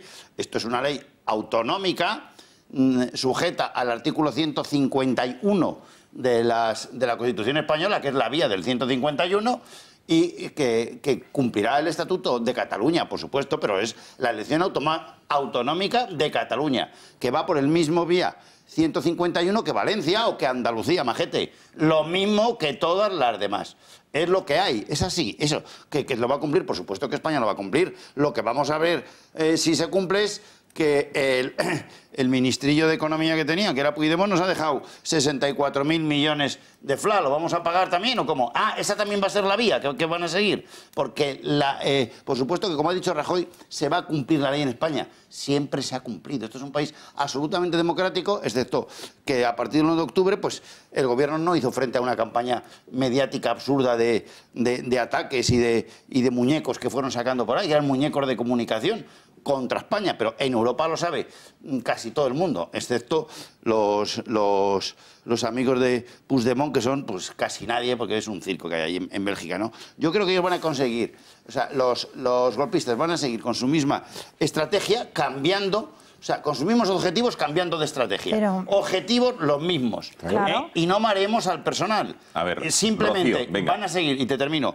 con sus mismos medios de comunicación, pero claro, ¿quién defiende la ley y los medios de comunicación españoles? ¿Cuáles son los objetivos de España? Porque hay una mayoría en España, que es más del 85%, que tiene unos objetivos muy distintos. Entonces no puedes dejar que los objetivos del 15% les defiendan siempre ellos y nos marquen la agenda, porque están marcando la agenda. Ellos digan lo que digan, pero probablemente haya que escucharles un poquito y decir, pero mira, nosotros que somos la mayoría, del 85 al 90% de este país, nuestros medios son estos y nuestra propuesta es esta, y tú no vuelves a marcar la agenda, rufián. Venga, bien, claro dice la cámara, claro que sí. Venga, Rocío. El objetivo de estos señores, claro, pero el objetivo de estos señores es y será romper España. Eso está clarísimo, no hay ninguna duda. Lo que pasa es que van midiendo al adversario al que tienen al otro lado, y si ven al señor Rajoy, que está educadamente invitándolo, o el señor Casado, que les está invitando otra vez a la mesa del diálogo, a los golpistas. Si ve que el presidente del gobierno les convoca a las elecciones que ellos querían, cuando no había ninguna obligación de convocarlas el 21 de diciembre y con un resultado incierto. Si ven que les permiten en las listas llevar a los señores que han sido los golpistas en las listas otra vez, las asociaciones criminales, pues entonces ¿qué van? Consiguen mucho más, no tienen que declarar la independencia, van a conseguir los 72 millones, van a conseguir que les modifique la Constitución, van a conseguir en el Senado tener más fuerza, etcétera, etcétera, etcétera. Al otro lado tienen la rendición y la claudicación de Rajoy y de todos los demás. Eso es lo que pasa y eso es lo que vamos a ver. Y es vergonzoso ver hoy esa actitud de respeto hacia los golpistas del señor Rajoy. Y es vergonzoso ver al señor Casado volviendo a invitar a la mesa del diálogo a los golpistas, cuando lo que teníamos que estar hablando es de que estos señores tienen que estar en la cárcel, no pueden estar en ninguna lista. Y por supuesto no se les puede convocar unas elecciones, porque es el referéndum que ellos querían. Y lo que hace sospechar es lo que se quiere, es al final legitimar el independentismo pactista. Claro. ¿Qué es lo que dijo, por cierto, el día 22 de octubre el señor Rajoy en la entrevista al País? Que dijo, echo de menos el independentismo pactista. Claro, otra vez, ¿qué quieren? 30 años más de sangría de todos los españoles, los 72.000 millones que van a salir de todos nuestros bolsillos, porque eso es lo que parece, porque al final los que vamos a sufrir esto van a ser... No, pero vamos a ser las familias españolas, porque aquí los curritos y las familias somos los que pagamos las utopías y la cobardía de los políticos que hay en España hoy. Es así, es así. Eduardo. Que la Constitución en la mano, querida Rocío, no queda más remedio. Sabes que yo abomino de esta situación exactamente igual que tú. Exactamente igual, en la misma medida y con la misma intensidad. Pero con la Constitución que nos hemos dado, pues resulta que es que no hay más remedio, porque el separatismo es constitulegal. El separatismo es constitulegal. Es una constitución tan generosa, tan generosa, tan generosa, pero, Eduardo, teníamos otras que permite que haya partidos cuyo objetivo político es romper la nación. La opción de que les financia, un gobierno provisional donde pones al señor Borrell, si quieres, y le dejas ahí 10 meses. 10 meses poniendo orden y garantizando la libertad en Cataluña, pero como somos tan cobardes, no nos hemos atrevido. Y hemos convocado unas elecciones a toda velocidad, por cierto, por otra parte, presionados por Ciudadanos que querían arrimadas de presidenta. Entonces, en vez de pensar en lo que le conviene a España, están pensando en lo que le conviene a sus partidos. Exacto. Y ese es el gran error. Y lo que teníamos que estar pensando es en vencer al independentismo. Y no estamos pensando en eso. ¿Quién es el presidente de la Generalitat ahora? Allí. Bueno, claro, tenemos a María y Benjamín. ¿Tú lo has visto en Barcelona? ¿A quién? A Soraya, que es la presidenta. No, María no, y está en esta tarde, sí, reunido con los empresarios. Venga, María y Benjamín. Pretender que en un sistema como el español, que se ha convertido en un sistema de partidos, los partidos no piensan en términos electorales, es tan utópico como pensar en la declaración de independencia unilateral por parte de los golpistas. Quiero decir que es absurdo. Que las cosas tuvieran que ir en otra dirección es perfectamente legítimo y para eso hay los cauces constitucionales de reforma, y con esto no digo que me guste que hayan convocado las elecciones tan inminentes, pero sí hay que decir que los golpistas o los presuntos golpistas, porque no están condenados todavía en sentencia firme, y vamos a hablar con propiedad, los imputados por golpismo, los hemos visto en la tele perpetrando un delito todos, pero no están condenados. Igual que a los de la manada, los hemos visto, hemos visto a esta manada de separatistas perpetrar un delito por televisión. Bien, pero estarás conmigo que en un Estado de Derecho hay un juicio justo, hay unas garantías procesales, hay unos procedimientos penales, claro, y hay que seguirlos hasta para el que hemos visto apuñalar a alguien. Y hay evidencias por las cuales yo me niego a utilizar esa cursilada jurídica del presunto. Porque los he visto por televisión. Me parece perfecto. Perpetrar un delito, declarar la independencia unilateral. Aquí con Gonzalo Valls el día 27, desde las 10 de la mañana hasta las 11 y media de la noche. O sea que de presuntos, nada. No están condenados aún. Al 50% de los españoles no se lo que tú quieras. Procesalmente hay presunción. Yo he visto por televisión, igual que 43 millones de españoles, cómo perpetraban un delito. Se ha quedado clarísimo. Venga, María, vamos a dejar que exponga su discurso. Dicho lo cual, también hay que decir que el sufragio pasivo también en nuestro sistema legal no se puede suspender cautelarmente ni se puede inhabilitar a nadie para ser elegido cargo público de manera cautelar. Luego, No es una cuestión de aplicación judicial, porque al final los jueces, más o menos independientes, con más o menos presiones políticas y demás, toman decisiones sobre la ley que hay. Luego, lo que no hay es un interés político por tomar decisiones que perjudiquen a los políticos. Entonces, pero hay que decirlo claro. Hay que decir, a estos señores no les interesa modificar la Constitución en el sentido que tendría que ir. No les interesa declarar en nuestra Constitución española o utilizar los cauces que hay habilitados para declarar no legales o no legítimos los partidos independentistas, como sucede en Francia, en Alemania y en otras muchas democracias europeas. No les interesa reformar las leyes para que a los presuntos cargos políticos, y luego otra cuestión muy importante, que es el hecho de que todos aquellos que llevan rasgándose las vestiduras durante años, y sobre todo los últimos populistas, demagogos y demás de Podemos y sus confluencias, que llevan diciendo que cualquier cargo imputado tendría que dimitir automáticamente y ser apartado de sus funciones cuando se referían a la corrupción del PP, resulta que ahora que están imputados sus amigos independentistas, siguen con el doble rasero y dicen que hay que respetar y que se está hablando de presos políticos. Benjamín, es un cachondeo. No, básicamente estoy de acuerdo con todo lo que acaba de decir María, absolutamente con todo. Y añadiría, Rocío, que veo que no solo son los independentistas catalanes los que tienen un problema con la Constitución española, hay otros que también tenéis un problema con la Constitución española. Yo lo que digo es que perdona, Benjamín, ahora estoy hablando yo. No te puedo dejar. No, pero un momento, ¿había alguna obligación de hacer las elecciones el día 21 de diciembre? No te puedo dejar. ¿Había alguna obligación de hacerlas el 21 de diciembre? Vamos a dejar que Rocío, habla Benjamín y luego tendrás tu derecho a réplica. Venga, a ver, Benjamín, dale. Hay una Constitución, hay un sistema legal en España que hay que respetarlo. ¿Se puede cambiar? Sí. Son debates paralelos, no tienen nada que ver. A ti te puede no gustar la Constitución actual, querer cambiarla, estás en perfecto y legítimo derecho a hacerlo, pero la ley es la ley y la Constitución es la Constitución. Y a un señor tú no le puedes impedir, por mucho que te repulse, es que no se presente a las elecciones. No, te he entendido perfectamente. Que se presente a las elecciones como candidato si no está inhabilitado por un juez. Y estos señores no están inhabilitados por un juez. ¿Que tenía que ser de otra manera? Vamos a ver. ¿Había alguna obligación de hacer las elecciones el día 21 de diciembre? ¿Podíamos haber esperado un año a que estos señores estuvieran en la cárcel?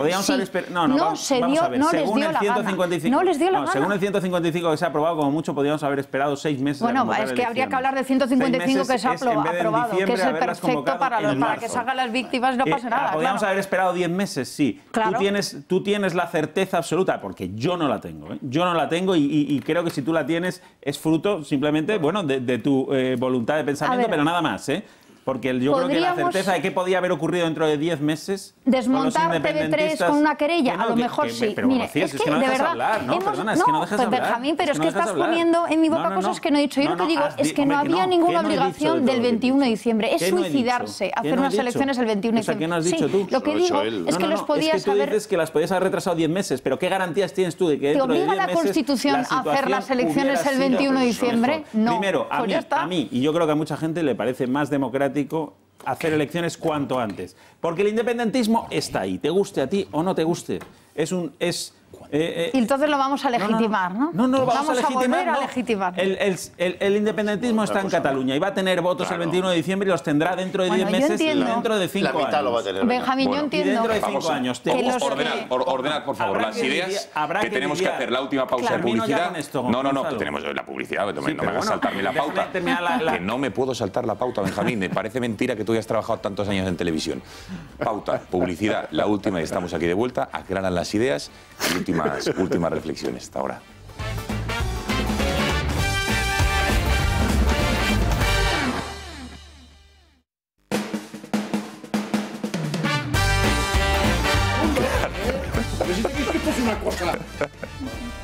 Bueno, la publicidad, ya les digo que el fragor del debate ha sido casi más acalorado. En buen tono, con formas, por Dios. Bueno, sin el casi, quítenme el casi. Venga, ¿cómo se ha constituido Estados Unidos? Contestas a Benjamín, venga. Vamos a ver, si lo que pasa es que lo que me temo es que aquí al final vamos a unas elecciones que es el gran error, a un resultado incierto, a legitimar a los golpistas una vez más, y que al final nos van a venir a contar el pacto de la concordia, cerrar cicatrices, como ha dicho hoy el señor Rajoy, y a que traguemos con darles una vez más privilegios, que es al final lo que están buscando. Y por eso ahora dicen que no es prioritaria la independencia, porque los que ven enfrente les ven dispuestos a cualquier cosa. Y nos dirán, por fin llega la paz y llega la concordia. Y cuidado con el español que se oponga a esto, claro, porque vamos a hacer un pacto en el que les vamos a dar, y todos los españoles mirarán atónitos, como unos señores que son unos golpistas, que se han presentado unas elecciones que no había ninguna obligación de hacerlas el 21 de diciembre. Los españoles somos tontos, resulta, ¿no? Sí. Resulta, nos creemos lo que nos quiere decir Rajoy mañana o Pedro Sánchez pasado. Lo que creo es que nos ¿no? vamos a quedar atónitos cuando veamos que además la reforma a la Constitución que nos proponen es para darles más privilegios a todos estos señores. Este es el tema. Mira, el gobierno, y además de Rajoy es el único que no le ha dado privilegios No, porque nos tenemos que ir, Benjamín. Ojo que el PP puede que quede el último en las elecciones del 21 de diciembre. ¿Quién? Y la otra fuerza constitucionalista, la constitucionalista, no. Pero Benjamín, no es esa la lectura, que es Ciudadanos, puede que las gane. O sea, no es que no haya voto, digamos, español o constitucionalista, no. Lo que pasa es que unos han hecho las cosas de una manera y otros otros. Bueno, Eduardo, ¿querías hacer un matiz de lo dicho por Benjamín? ¿No? Yo sí quería decir. Que el separatismo no es legítimo, es legal, pero es ilegítimo porque destruye la nación, destruye la convivencia, destruye el pasado y el futuro. Eso está claro, pero el mercado está ajustando muchas cosas que no ajustan los políticos. Y Rajoy ha convocado las elecciones porque él podía hacerlo, porque tuvo aquel día, y probablemente se equivocó, mi opinión es que se equivocó, pero su problema responderá también de eso. Los costes hoy que el mercado están metiendo a Cataluña en términos estratégicos, económicos, de estabilidad financiera, económica y social, va a tener un peso muy inferior político al que tenían, porque la economía al final se traduce en política, como ya decía Carlos Marx hace muchos años. La estructura económica va a condicionar la política y su fuerza va a ser mucho menor por la idiotez que ha hecho el Puigdemont, que se ha cargado media economía catalana. Pero es que no se sabe bien el lío que han armado aquí. La de toda España. Pero yo te digo lo que él gestionaba. Él no ha gestionado España. España lo gestionamos nosotros, gracias a Dios. No tenemos ningún Puigdemont que no ha hecho ninguna carrera de nada y le hemos puesto de presidente de Cataluña. No hay tiempo para más. Señores, nos vamos. Y me dejo muchos temas en el tintero, pero bueno, yo creo que espero que haya sido un gato interesante para ustedes. Benjamín López, gracias. Un placer, ¿eh? Nos hemos divertido hoy, se ha pasado volando. Sí. Hay que discutir un poco más habitualmente, porque es mucho más entretenido. Eduardo García Serrano, gracias. Muy buenas noches, cuídate. José Luis Albás. Buenas noches. Muy buenas noches, María Jamardo. Muy buenas noches. El próximo día tinto, que creo que el blanco nos ha exaltado un poquito. Sí, efectivamente, esos son los efectos colaterales. Tomar vino en ayunas, desde luego. Bueno, Rocío, que muchísimas gracias. Gracias, buenas noches. A cuidarse. Señores, que gracias por su confianza. Que mañana más Gata al Agua a las 10 de la noche. Que descansen. Adiós.